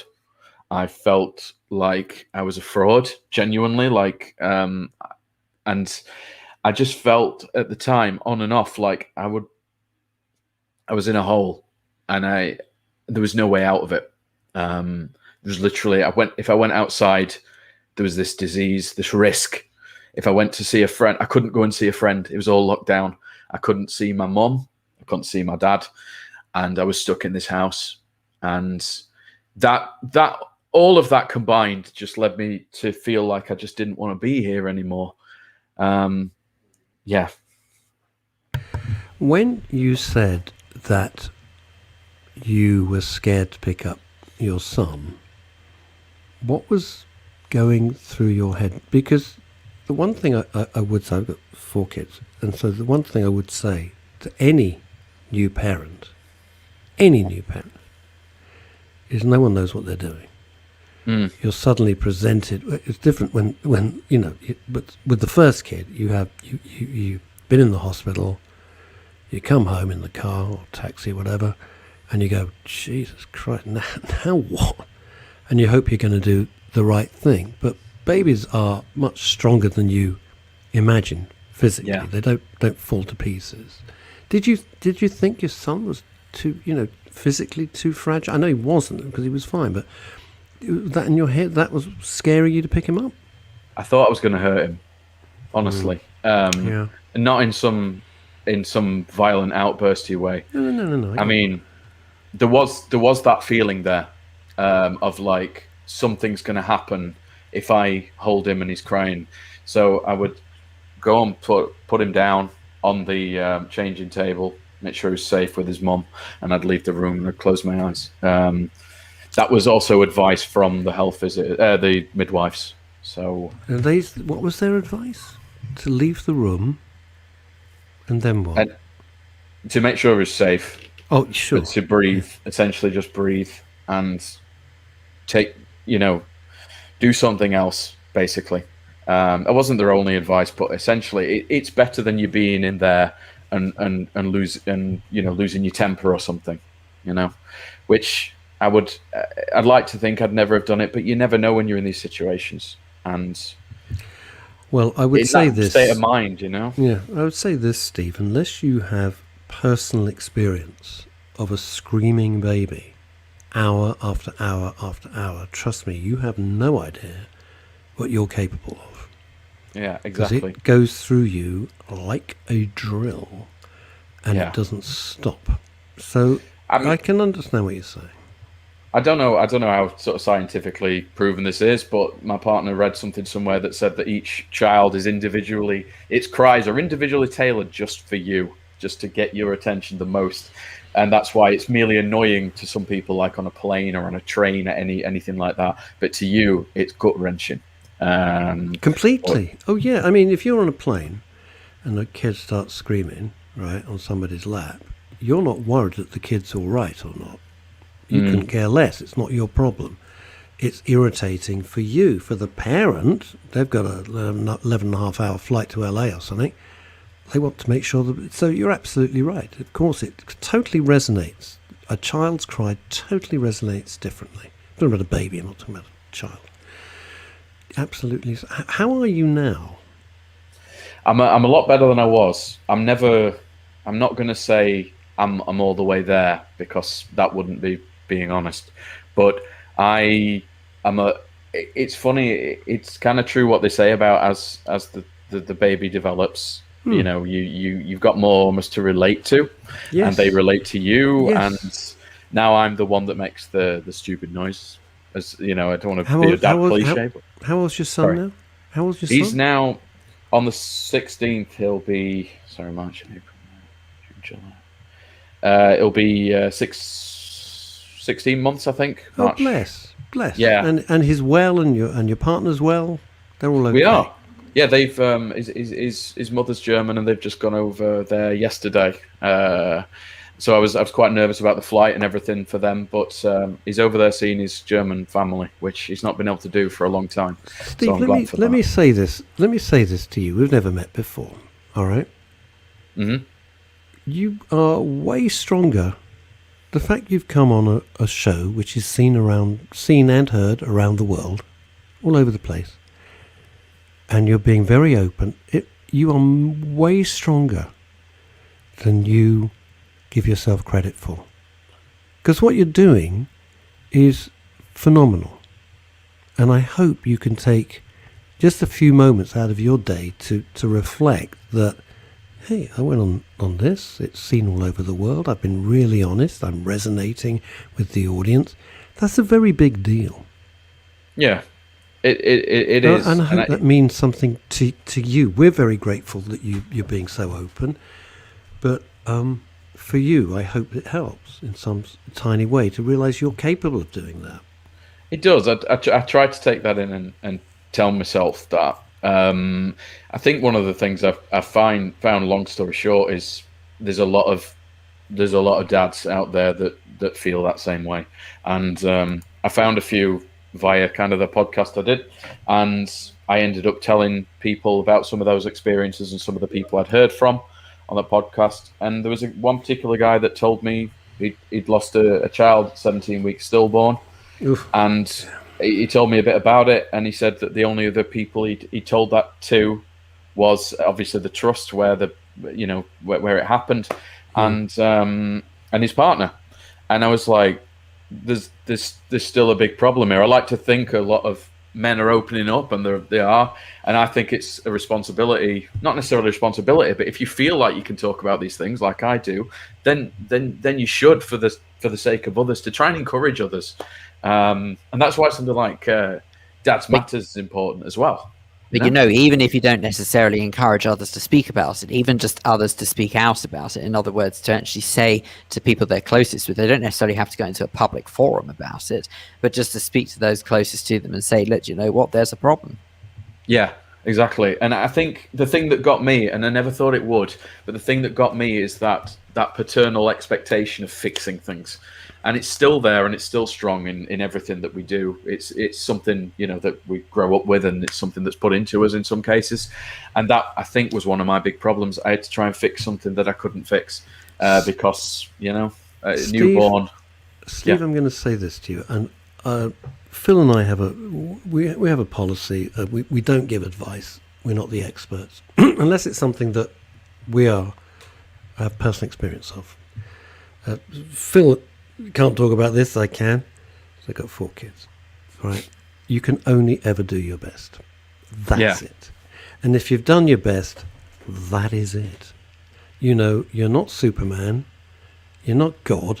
You can't fix everything, but you can only fix the stuff that's within your ability to do so.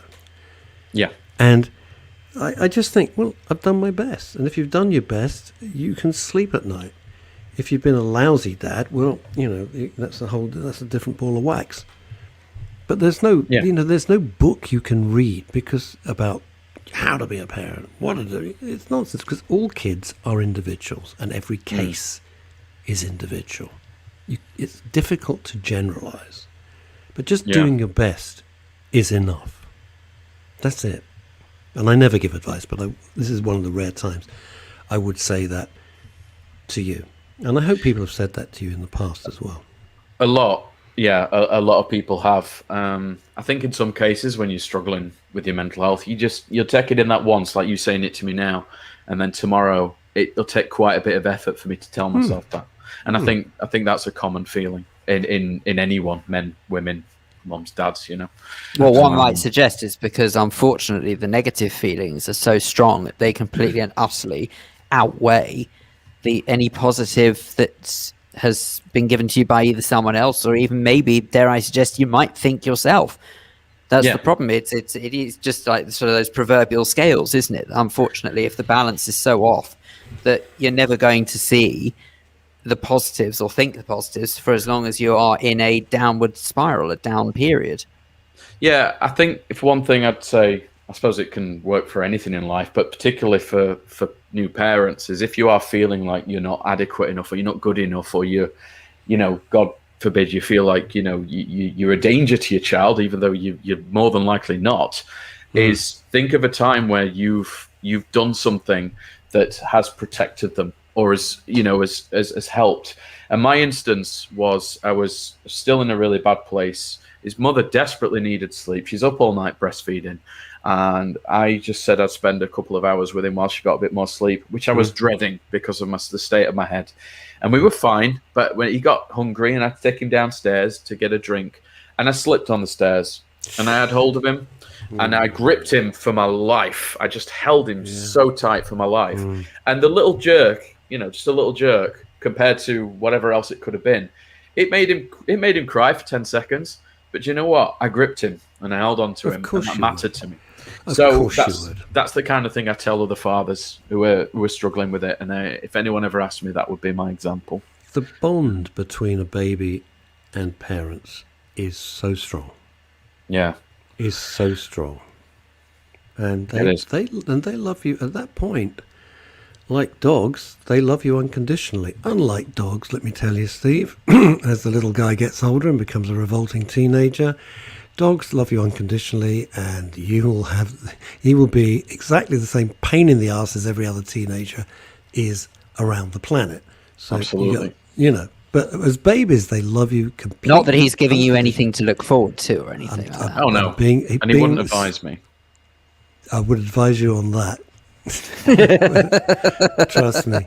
And every other parent watching this show is going, yeah, been there, bought the t-shirt. So you've got lots to be grateful for. You've obviously got a very loving partner. You've got a gorgeous little boy now. So things are, on the surface, pretty good. Again, golden rule is never answer anything you don't want to answer.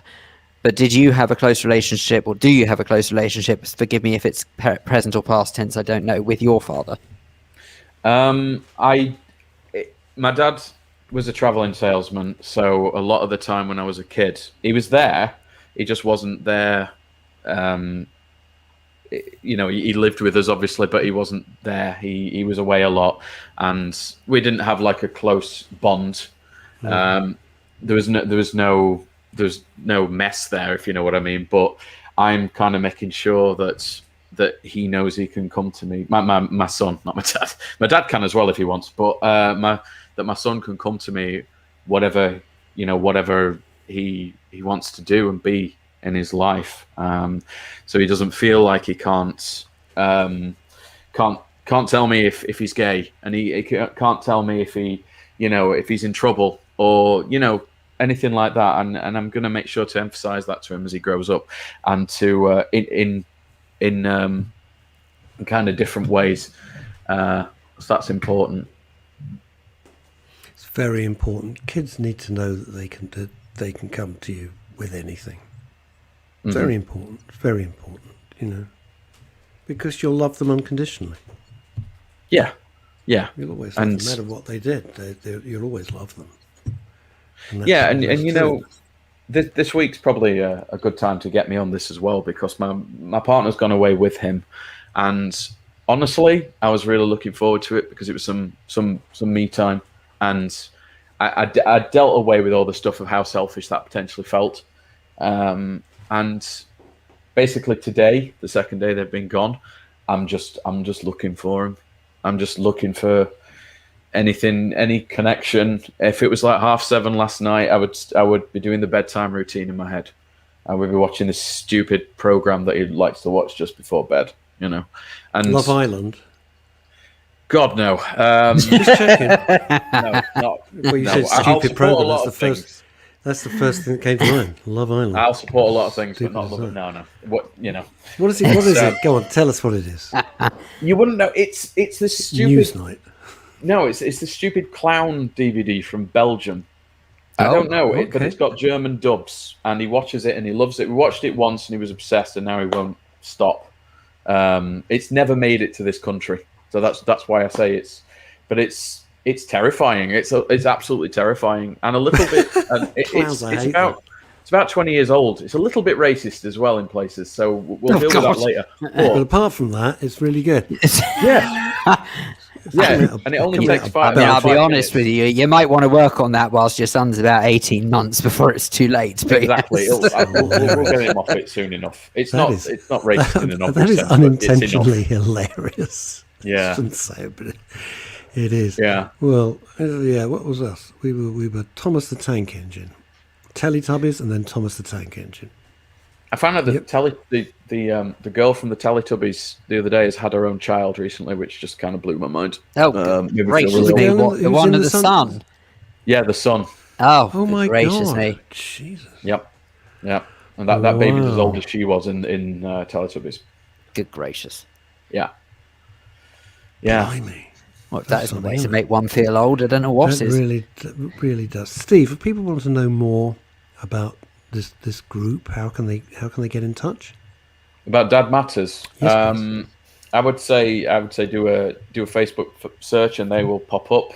They're all over the country now, or Google it. I might suggest as well the website dadmatters.org.uk is probably a good place to start as well. Yeah. Excellent stuff. Yeah, but they will do absolutely everything they can to help, and in my experience, you will feel understood, and you will not feel like you're just someone in the crowd, which is important, I think. Yeah. And not to mention, of course, that you're all, one would like to think, in a similar boat. So there should be no worries of whether or not there's any judgments or anything like that going on. You'll be in very similar situations. Yeah, well, that's it. And they organise all these things like they can now, but sort of like dad walks. I know they've got a few around Greater Manchester area, which I think would be a great thing because it can, one, help you bond with your child, while they're in a carrier or in the pram or a backpack. I've got one of those backpack things. And you can talk to other people who are actually understanding, and it's quite remarkable. You forget when you're in that mental hole. You forget how much it means to you when someone genuinely understands where you're coming from. Fantastic. That is so true. That is so Can't true. think of a stronger note to finish on, Yeah. Steve. Thank you so much you. Thank for you. taking the time. No, thank you Good to very, meet very you. much for being so honest, so open. And Always, wish if I you- can help it. Always wish you the very, very best. Keep well. Okay. Yeah, Bye-bye. you too. Bye-bye. Bye. Bye-bye. There we go. Being a new parent is tough. It's tough. There's no like instruction manual. See, It's for me, like, I mean, can't I've got to switch- be I can't honest. and you think I can't switch the baby off, and it's difficult. You be honest. Go on. Yeah, well, I was going to say, for me, obviously, I can't relate to being a new parent because I'm not a parent. But I remember when my oldest nephew was born a couple of years ago, and my sister said, "Hey, do you want to hold?" And of course, did, no problem. I thought, Did you my charge? goodness. Did you charge a babysitting service? Just for well, the it baby? was quite reasonable. It was I know what mates' you're like. rates, I know what really, you're wasn't like. it? Type one. No, it was mates' rates. Well, look, time is money, as you know. Well, obviously And- in your case, yeah. And I thought to myself, as I was holding her, I thought, crumbs. Yeah, I know. This, What you the hell? you are now, please God, a part of this family for the rest of my life. And I have to have some sort of... I have a role to play. Okay, it's an uncle role, but I still have a role to play in making sure that you know the ways of this family. There will be times when I sort of probably help with either looking after, taking somewhere, collecting, whatever it is. All of these things just flashed through the mind. I thought, good gracious me. There's another generation now that somehow I've got a bit of input towards. This is true. Poor kid. I know, right? Oh, well. Can't win them all. I feel for that little fella. I know, right? But luckily, it's some way in which that we... Oh, hang on a second. Jules Silverman, that is so lovely, Phil. You are a great uncle. No, Why is I'm he a not great that old. uncle? Why is he Hang a on. great uncle? Oh, he's a great uncle. I'm not Oh, that see. old. Yeah. Anyway, no, I see what you did. Thank you, This is Jules. That's interesting. great. Veronica said, vis-a-vis our last guest, I don't think he took very well to your gag about Steve Wright. Oh, did got you a- notice? Yeah. Could have heard the tumbleweed blowing through that one, boy. Veronica Cameron says, Steve... Bothered. That was our last guest. That's so rude. What? Not bothered. I try and bring a bit of entertainment to folk, and that's the thanks you get. Can't be bothered. So, Alvin Stardust. Steve, you will feel lost. I had a real separation anxiety as a parent. Had CBeebies or CCTV on even when the baby was at nursery. Did you? Christ, Veronica. We need to have a chat. I couldn't wait to switch off all that garbage. Jesus. speaking of switch off all that garbage, let's talk about some garbage we actually want to turn on in the form of television. Hi, She's not ready yet. Chantal. She's not ready. She's having a sip. And there's somebody. Oh, good with lord! There's no someone behind you. top Well, on. that wasn't the right timing, was it? You Good see, lord. I could see that, but no, Mr. Mr. Busy Birthday Boy has a half-naked young man wandering. Excuse No wonder me? she's bloody laughing. Yes, we need a bit of explanation here, Chantal. do you know what? I'll tell you what. Let's hang on a second. Let's try that again. Shall we? No, stop it. I'm going to give her hang on a minute. I'm going to do the introduction. I'll sit back, shall I? Just sit back and shut the hell up. Birthday twerp. Now, ladies and gentlemen, it's almost 1:30 on a Friday. Oh, you're boring me And that now. Hi, means what- Chantal. How are you? Come on, would you Hello. Hello. giving a proper bloody build-up here? Oh, was that what it Shortcast was? Thank God for that. I thought you were waffling. Do you know the show finishes at 2? Yeah, I got things to do as well. I've got another newspaper article to write, which I've got to get out this afternoon. So, yes. Hello, Shanters. How are you? Hello, I'm very well indeed. Yes, okay. Kimmy's saying, try again to see if he comes back. And she also says, wow. Dear, oh dear. I have to say that was a moment. That was indeed my son who was wandering around the house, and I was just saying to him, I'm just about to go on air when Phil decided to cut up the shot of me sitting in my little office today. So apologies for my half. No, I'm not kidding. He's a heartthrob. Every woman in the world's going, God, that's a honk. Let's get him back. Anything's better than Russ and Phil. got to be better. Got My to be an DJ improvement. son, he likes an audience, but he didn't walk in at 1:25 on purpose, I promise. Oh, bless him. He was Quite looking at the all right. post. He was looking at his fan mail or something like that. That was it. Indeed he was. He was Or checking Paul Andrew the says, email. Chantal has a topless butler. I guess that's what happens when you get honours. Listen, if my children even made me a cup of tea, I'd be happy about it. You kidding? So, no, he's definitely not a topless butler. What is it? What is it about just clearing up a kitchen? How tricky is it, Mr. Mechanical Engineer? Oh, don't apologise. Give him my daughter's number, says Kimmy Lashman. God's sake. Will you lot calm down, for God's sake? What's the matter with you? We've had a dating theme. We've had a dating theme running throughout the Friday show. So we're Excellent. just extrapolating that theme and extending it into the wonderful world of media. Indeed. Well, I'm going to say I've one had thing, a- Shantas. I'm going to say one Yep. thing, and then I'm saying nothing else again, Okay. because I want to hear what you'll say. Avoid a film. There's a film on Netflix. Please avoid it. Okay. It's called Hold the Darkness, which was apparently a famous book. I'd never heard of it. And I engaged in this film. It's a Netflix new film. I watched it. Yeah. It's 2 hours long. Yeah. I'm totally kind of engrossed. And then it just ends. And I, in the middle of the night, started yelling at my TV screen. Called Hold the Darkness. So unless you want your blood pressure to just go through the roof, which I honestly, I got so annoyed. Well, Just I ends. And I'm don't. going, what's that about? Yeah. Who's That's in it. it? I don't know No one anything other- about it. I don't think. Tell me this, you're an expert. The whole film, they're talking like that. And you're going, what? And I listen with my stereo headphones on, so I don't disturb anybody, and I can have it as loud as I want, and I get digital Dolby sound, right, which is lovely.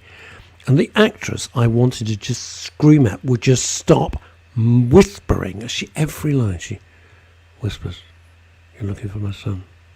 I can't find my son." I'm going like, Oh, could you speak no. up? The whole film. It was the director's fault, clear. Anyway, there we are. Called Hold the Darkness, Avoid It Like the Plague. All right, done. Very irritating, but I would say always put these subtitles on, because sometimes directors just forget that some people don't like that thing where you have to struggle to listen. It drives me mad. So- I always have subtitles on as well because I like to Oh, get not every- you as well. Oh, I for like God's to sake. get. I like to get every line. No, because I like to get every line of dialogue. As you say, sometimes you're missing a key out. Anyway, enough from me. It's all about you, Chantal. Oh no, well, it's not all about me. It's all No, it about is. telly and good movies to watch. And hopefully this time next week I will have been to the cinema. I'm now back in London, so I'm going to try and see everything I possibly can at the movies over the next few days. So hopefully I'll have some film reviews next Friday. Ooh, that'd be good. We'll wait and see. There are a few good things coming out, I think, this week. But actually, one of the things I watched last week, which I was catching up on, is actually a new series on Netflix. But it's a sports documentary, and Netflix have been really good at making sports documentaries in recent years. But this one particularly has a theme of mental wellness about it, because it's actually the story of a tennis player called Naomi Osaka, who pulled out, I think people will have seen that she pulled out of Wimbledon, she pulled out of the French Open, citing her own mental unwellness. And she really rose to fame when she beat Serena Williams in 2018 in the US Open. And there were several calls that Serena Williams didn't agree with. She slightly lost her temper. She was then reprimanded by the umpire, and then basically Naomi went on to beat her in 3 straight sets, which had never happened before. But Serena Williams is also somebody who has cited mental unwellness as being something that makes them feel less of a person and less of a sportsman. I mean, we have to think of Andre Agassi. We talked in the past about Rio Ferdinand. We talked about Freddie Flintoff in the past on the show. Frank Bruno, of course. Johnny Wilkinson. That lots of people have enormous pressures on them, and clearly everybody copes in different ways. But this documentary is really, really special. It's called Naomi Osaka. She is half Japanese and half Haitian. She decided to play for Japan for her career, which she still continues to do. And she is an astonishingly, amazing tennis player. But this tells you a lot more about her. And it tells you so much about her background that you begin to understand where her fragility comes from. And she says at one stage to her mother something like, did you think I would have done better in my life by the time I was 22? Which sort of tells you everything that you need to know about that this young woman wasn't sure whether her mother actually realized how amazing she was or whether her mother was striving for something else. It's really extraordinary. But doesn't it just go to show, actually, sort of never should underestimate the pressure put on by, any relatives, really, what that can do to an individual. Yeah. Absolutely, but it's a great documentary. I think we talked recently about that wonderful basketball documentary, The Last Dance, that Netflix made about 9 months ago that was so brilliant. This is in the same vein, but it's much more gentle, it's much more thoughtful. There isn't as much tennis action in it, but there's so much about this young woman that is really interesting, and I would urge everybody to watch it. Whether mental illness is your thing or not, it's simply a great television series. It's a 3-parter. It's on Netflix. At the end of it, I'm going to be a little controversial here. Yeah. Because Piers Morgan and other media folk were very condemnatory about Ms. Osaka. At the end of it, did you have sympathy for her? Oh, completely. Okay. I mean, she's driven. She's brilliant. She's very, very thoughtful. She has an enormous amount she's very introspective.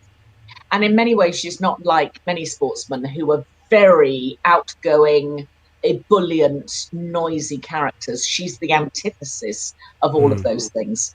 I liked her a lot. I really did like her a lot. I think it's absolutely worth watching for all sorts of reasons. So interesting you say about the pressure that parents can put on. When I lived in America, John McEnroe was the big cheese, he was the enfant terrible of tennis.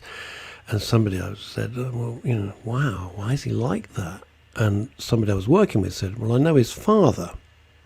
And if you met his father and spent 5 minutes with his father, you know exactly why John McEnroe is the way he is. Oh, that's interesting. Oh, totally. That's interesting. It's great when you find programs, Chantal. Subject matter, I'm not interested in tennis in the least, but I would watch that, not just the way you've sold it to me, because I think it's so interesting to get behind the scenes and see what will make people tick. I think it's really. Thank you for that. No, good. Am I allowed to throw in a suggestion? Which would you believe? It doesn't happen very often because I really don't get much time to watch TV at the moment. But one program I did manage to catch on Netflix, and I've no idea why. I think it was just because it was #1 in the top 10 charts this week. You know how Netflix do their little countdown of what's top 10 in the UK, and it's a drama called Outer Banks. I don't know if you have stumbled across or familiar with this. No. But Outer Banks follows a group of American teenagers who are the main character is a chap called John B. Routledge, I think his surname is. And his father is very much a mariner who is lost at sea. You don't ever get to meet his father at this stage at least it's this way. So far, we haven't met his father. I don't think I'm giving anything away. But the point is, we haven't met his father yet. His father is lost at sea. His mother abandoned him as a small child. So he's very much on his own in the world at the age of 16. The most unrealistic looking 16-year-old you've ever seen in your life, but let's not dwell too much on that. It's primarily something to do with the fact the actor who plays him was in his late 20s when he played him. Anyway, let's not dwell on that.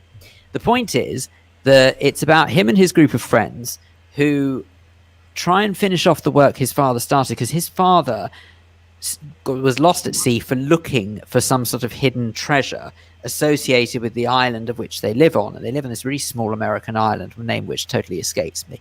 But fascinating program. But there's one or two things that sort of really wind me up about it, even though it is brilliant, is that it is so typical American drama and action drama at that, where they always find themselves in a chase. They always find themselves in the most dire situation where you think, oh, isn't it? And of course, they're not going to kill them off because they're the main characters. So why would they?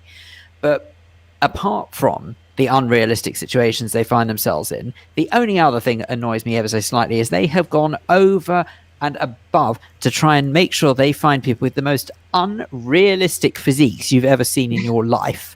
So, of course, it just makes you utterly self-conscious as you look at it and you think, my God, I might as well just give up now and eat crisps all my life. But anyway, so apart from that, though, really gripping, really interesting. I can highly recommend it. It's on Netflix. It's called Outer Banks. Okay, I'm going to put that on my list of things to watch over the weekend. I haven't heard about it, but it sounds like a good presentation. So I looked at a few other things that have just sort of bounced onto the streaming services. And one of them is the latest in the Grand Tour series, which is what Jeremy Clarkson et al. Became when they left Top Gear. So it's the original Top Gear team. They went off to work for Amazon to make the Grand Tour, but now they're just doing specials. The latest specials is called Lockdown, spelled as in lock in Scotland, as opposed to LOCK. And it's a tour all the way through Scotland until they get to the Hebrides in 3 extraordinary American vehicles. It's never really explained why they have to be in these 1970s extraordinary American vehicles. And it ends in a very strange way. But although that particular episode isn't brilliant, it actually threw up the previous episode, which came out just before Christmas, which was a road trip to Madagascar, which I hadn't seen. It was incredible. Terrific. Fantastic. Absolutely terrific. Riveting television. Really riveting television. It's and they were in, I think you'll remember, Russ, that one was in a Bentley convertible, one was in a little Caterham 7, I think it's called. It was just ridiculous. One was in a Ford Focus that had sort of army tracks instead of wheels. Yeah, that was Richard. And they went down this extraordinary road called the Route Nationale, the Route National 7, which is one of the main roads. Clearly, there are at least 7. I'm not sure how many there are, but there are at least 7. 7 roads in Madagascar. Actually, you should be a part-time detective, Chantal. Indeed. But it's not a road by any other description. It's not a road. Understand the word road.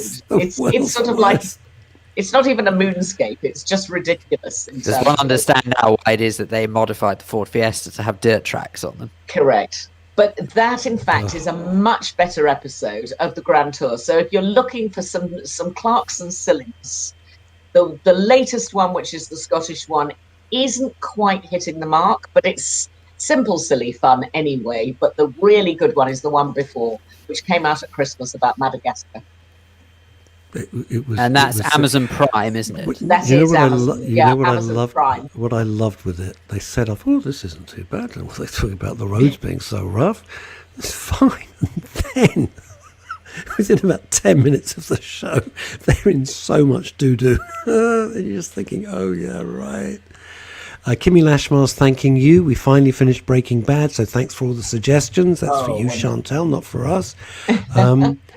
Paul Andrews says there's a new Netflix series called Pine Gap, which he's enjoying, a light but fun drama thriller, espionage and world politics type stuff. And Paul Claridge says, see, everyone's trying to be helpful.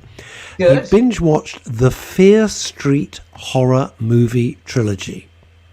Okay. All 3 films. No, I haven't seen it because I don't do horror. No. But yeah. Okay. All right. Well, I'm glad people are finding lots out there to watch. I think people have still, it's the summer. People have got a bit more time on their hands. So hopefully it's helping to while away the evenings with a bit of good telly to watch. The other thing that I found this week, actually, it's been out a couple of weeks. It's a nice new, very gentle series on the BBC about Yorkshire firefighters. It's done very much in the style of all of those wonderful behind-the-scenes documentaries that the BBC is so good at, and indeed Channel 4 are very good at it as well. And this is only a 4-parter, but what is absolutely extraordinary, first of all, is how many women firefighters there are who are interviewed a lot in the programmes, which, makes the sort of newer viewing. You don't normally see many women firefighters. I'm not sure what the percentage is, But certainly in the Yorkshire gang of 900 firefighters, seem to be quite a lot of them. But also the amount of time that is spent on stuff that is completely unnecessary. And firefighters being called out to, a post box is on fire. Somebody's put a firework through a letterbox. I mean, it's absolutely astonishing how many lunatics there are out there, completely wasting the time of the fire services. Oh, but one might suggest, though, that if a letterbox is on fire, surely it has to be extinguished. It does. But it's on fire because somebody's dropped a firework in it. I mean, I see. Yeah, people are just, there are so many Talking of lunatics who waste the fire brigade's time. What have I done now? I look no further than my cousin Michael. My cousin Michael,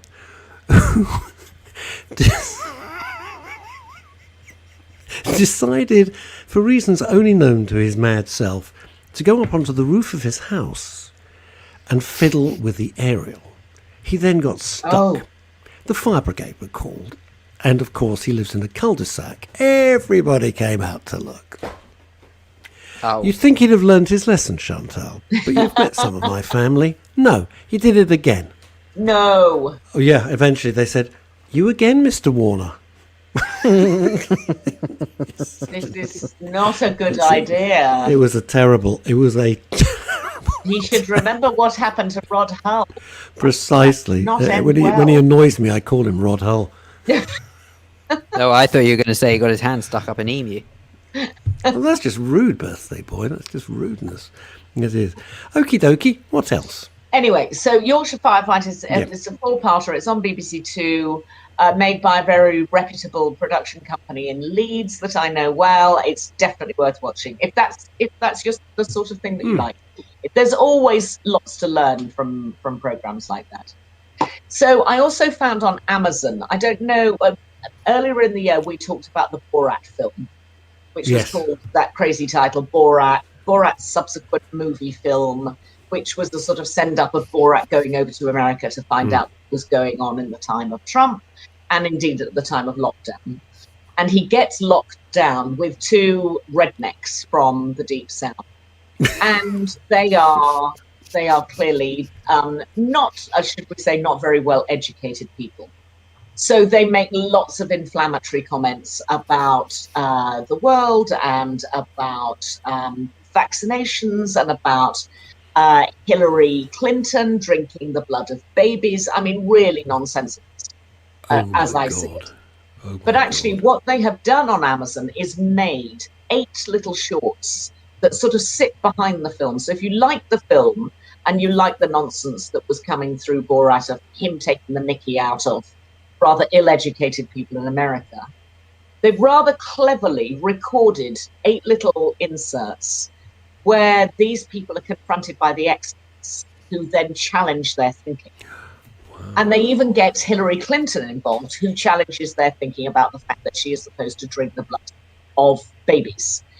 So if you like Borat, if you like the send-up, if you like to see people being challenged for their inane thoughts, then watch the 8 shorts that sit on Amazon at the moment. They've just come up about a week ago.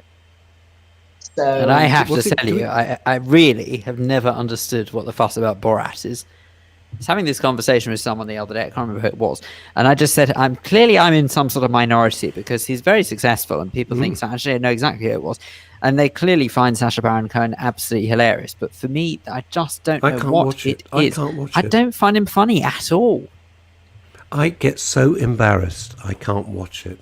Here's something nice for you, Chantal, just to let you know you are appreciated. Paul Andrews, excuse me, I do love the very careful descriptions from Chantal. So there you go. Thank you. It's true. No, it is true. That's very kind. Well, it's nice to talk about things that I enjoy, which is why I try to avoid things that I don't enjoy, because I don't like talking about stuff that is a waste of your time. But anyway, it's a privilege, Paul. Thank you. The exception of Borat. But it's interesting, isn't it strange though, Chantal? Because intellectually, you can get what Sacha Baron Cohen is doing. It's very clever. It's very smart. Yeah. You know, he's a comedic sort of genius. But I get so embarrassed. I physically start to perspire just watching what he's doing. Yeah. I couldn't do it. Well, that tells you I'd how never good do it he in a is. million years. You know? Yeah.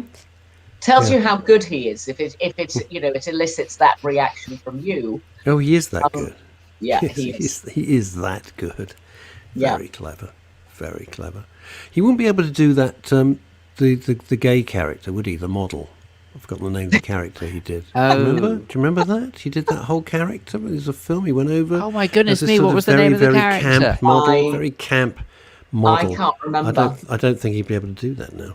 That would be. Well, it wasn't Take Me to the Greek, was it? No. No. There was an actual character. He did. Oh, for heaven's sakes! I don't want to look in the comments because I know someone's going to write it before I have the chance to remember. Well, I can't think of it, but I don't and think he'd be that's able not to do it. right. I definitely don't want him to see him in his onesie again. His rather slimline Oh, onesie. no, that's definitely those days are well and truly gone. Hopefully. A bit too old for that these days. Do you know, the interesting thing is some people I knew were having dinner at somebody's home, and dinner party, they said, "Oh, there was a very quiet chap at the end. Who was that?" They said, "That was Sasha." And they said, "Oh, Sasha who?" And they said, "Sasha Baron Cohen." You assume he'd be, all over. He was just very, very quiet and, low key. Which, it's amazing how you can just become a monster once the camera starts rolling, isn't it? Yeah. I know it's a role, but it. He came to one of our BAFTA parties in Los Angeles, and I was lucky enough to have a few minutes with him and his wife, Isla Fisher. And she's the sort of, that ghastly phrase, the bubbly one. But she's sort of brilliant and fun and out there. And he, as you say, is rather centered, rather calm, thoughtful. The way he speaks is rather slow and gentle, and she is just like the crazy fun girl. So they're a very interesting combination. It's weird, isn't it? People, they're always fascinating. Yeah. Okay, are you feeling confident about going to the cinema? Yes. I know it sounds a very silly question, but do you know what I'm saying? Why is it? I don't think it's a silly question. Well, I'm confident about my personal health. I'm less confident about the movies that have been sitting on a shelf in Hollywood for about 2 years waiting to What come about out. What about This is not really the best time of the year for movies anyway. I'm struggling a bit to find great things on television as well, because generally at this time of the year people avoid bringing out big movies and big TV pieces. So I don't know, but there are one or two things that look as though they've got some credibility and should be good. So I'm going to have a look at a few previews this week and see what's out there. But personally, I see. I think previews. Okay. I think I'll be fine. I mean, I'm vaxxed to the max, and I've had COVID, so and I'll wear a mask. See what happens. Hang on, you said you had COVID? Yeah, I had COVID the week it came out. I was there. I was an early. You're just so trendy. You're just such an early adopter, aren't you? Doesn't matter what it is. Whatever the trend, she's there. Wow. And you've never, I don't think you've ever said that. And without no, pride, but actually, I wasn't ill. That was the crazy thing. I wasn't ill at all. I only found out 10 months later when I took a test that I had in fact had it. And it coincided with me losing my sense of taste, which has just come back. Okay. Which means why you work with us. Yeah, I didn't. But it was before. As Paul Andrews says, you got a preview because you're so important. You got a preview of COVID. I got went to the preview show. But everybody else had to wait for general release. I've just suddenly remembered a film that I saw within the last week. Did anyone see the remake of The Talented Mr. Ripley with Matt Damon and Jude Law, amongst others? A remake? No. I think it's a remake, isn't it? No, that's the film. Jude Law and no, it's fabulous. That's the original film. No, I didn't. I'm perfectly sure that even my parents said it was a remake of it.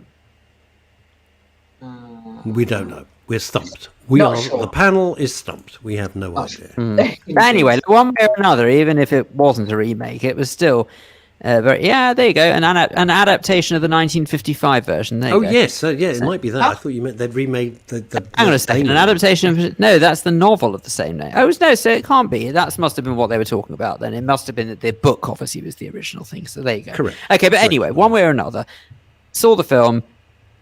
I can actually recommend it in some weird way if anyone wants to. I thought it was fantastic. Interesting. One of the things I did see this week that actually I haven't done any notes on, but because you've mentioned the talented Mr. Ripley, it slightly preempts something that I was going to talk about next week, but it's still absolutely brilliant now. Richard E. Grant has just come out with a new travelogue series, which is based around books and his favourite writers. And one of his favourite writers is the person who wrote The Talented Mr. Ripley. So he goes to Italy and talks extensively about Italy, really through the lens of The Talented Mr. Ripley. It's a great series. I haven't got my notes in front of me, so I can't remember which network. A woman writer whose name has now gone out of my head. That's so professional, Russie. Well done. Anyway, yes. Oh, But by the way, that character of Sacha Baron Cohen's Bruno. That was it. Bruno. That Right. was it. Anyway, I'll get more details on the. I'll get more details on the Richard E. Grant series for next week because it's really good. I've only seen one episode. I want to see a couple more, but it's very good, and I'll track it down next week. It looked to me when I was just going through various listings and stuff that the work, is it called the workshop? The repair shop. Sorry, The repair shop. Oh, the repair looks shop. like it's already got a, which we all love. It looks like it's already got a spin-off. Oh, has it? Like they've taken one of the people's and they've got like Joe Bloggs' workshop or something. It's brilliant. Yeah. They call it the Destroy Shop. But anyway, No, I thought, oh well, you're gonna rinse that a bit, aren't you? You're gonna rinse that. But it's a lovely format. It's a fabulous, clever. it's just totally and delightful- utterly non-offensive. Exactly. No, it's very relaxing television and worth watching. Something that is also worth watching that did appallingly badly at the box office and actually didn't deserve that. It cost about $30 million. It made 8. It should have made a load more. I checked it out this morning, and on Rotten Tomatoes, I think it's got 98 or 99% on Rotten Tomatoes. So for the people who've seen it, they absolutely loved it. But a lot of people didn't see it because of the subject matter. And the subject matter is a true story about a very, very interesting man called Jeff Bowman, who I have interviewed, in fact, when I was in Hollywood, when we did a BAFTA screening of a film called Stronger. And he is a guy who helps raise money for a girl in a pub in Boston, his local. True story. And he says, I'll see you at the line. I'll be waiting at the end of the line at the Boston Marathon, where she is running to raise money for local charities. He's standing there at the line at the end of the Boston Marathon. The girl just comes around the corner on her run, and the bomb goes off. And takes away the use of his legs. But he saw the bomber. So the first part of the film is actually about the evidence that he gives immediately to the police, which helped them catch the bomber. So that's sort of the beginning of the story. But then the second part of the story is about his rehabilitation, what he goes through mentally and what he goes through physically, and those people around him. I thought it was an incredibly uplifting story. When I interviewed him, because he was Jeff himself, he was played by Jake Gyllenhaal, Yes. in the film, and played incredibly well. But when Jeff himself came onto the stage, I mean, he got, no pun intended in any way, shape or form, he got a standing ovation, and deservedly so, because he has enormous strength, which is why this film is called Stronger. And it's definitely worth watching. It is uplifting. Don't be put off by the subject matter, because there's a great story behind it. And I think one can get something out of the trials and tribulations of others that make us feel stronger. So it's Totally one to so. watch, and it's on the BBC iPlayer. And the counterbalance to that, if you want something very quickly, completely silly, also deeply uplifting in a different sort of way, Whiskey Galore is also on the BBC iPlayer.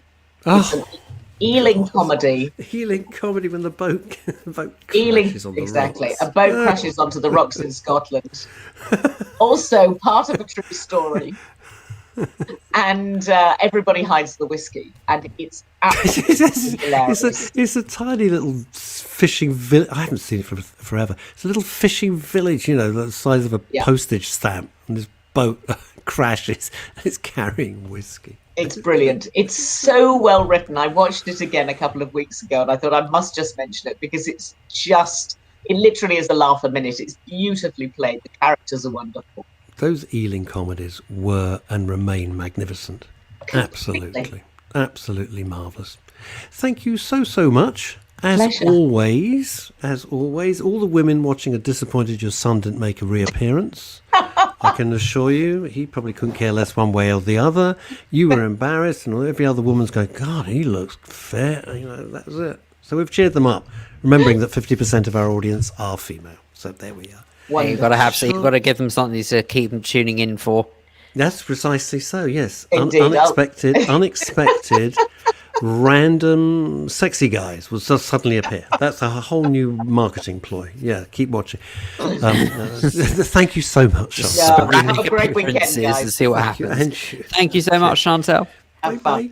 Bye. Now then, birthday boy. Oh, I hate to say this, but have a very, very happy birthday. It's thank you. Amazing. Over the next 4 days, you can fit me in for 10 minutes, but it's fine because we're just professional colleagues. We're not friends. Let's not pretend.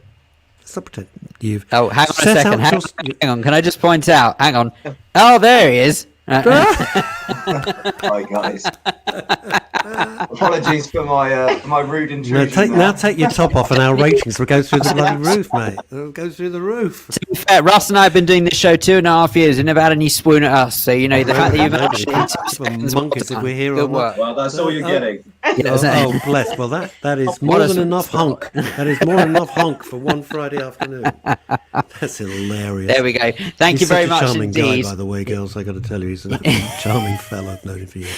Thank you very much indeed to Joe Hemmings. We've also got to say thank you to Paula Power, to Cece Coleman, to Aoife Davey, and of course Steve Wright and Chantal Rickards. And of course, thank you very much as packed, well. Wasn't it? Absolutely packed-a-rama. It was packed-a-rama. I tell you what, this is better than Piccadilly Circus at the moment. That's something. Phil will be treating everybody to a drink at 34 the High Street, Peckham. Just go up to the bar and say it's on Phil Dave's tab.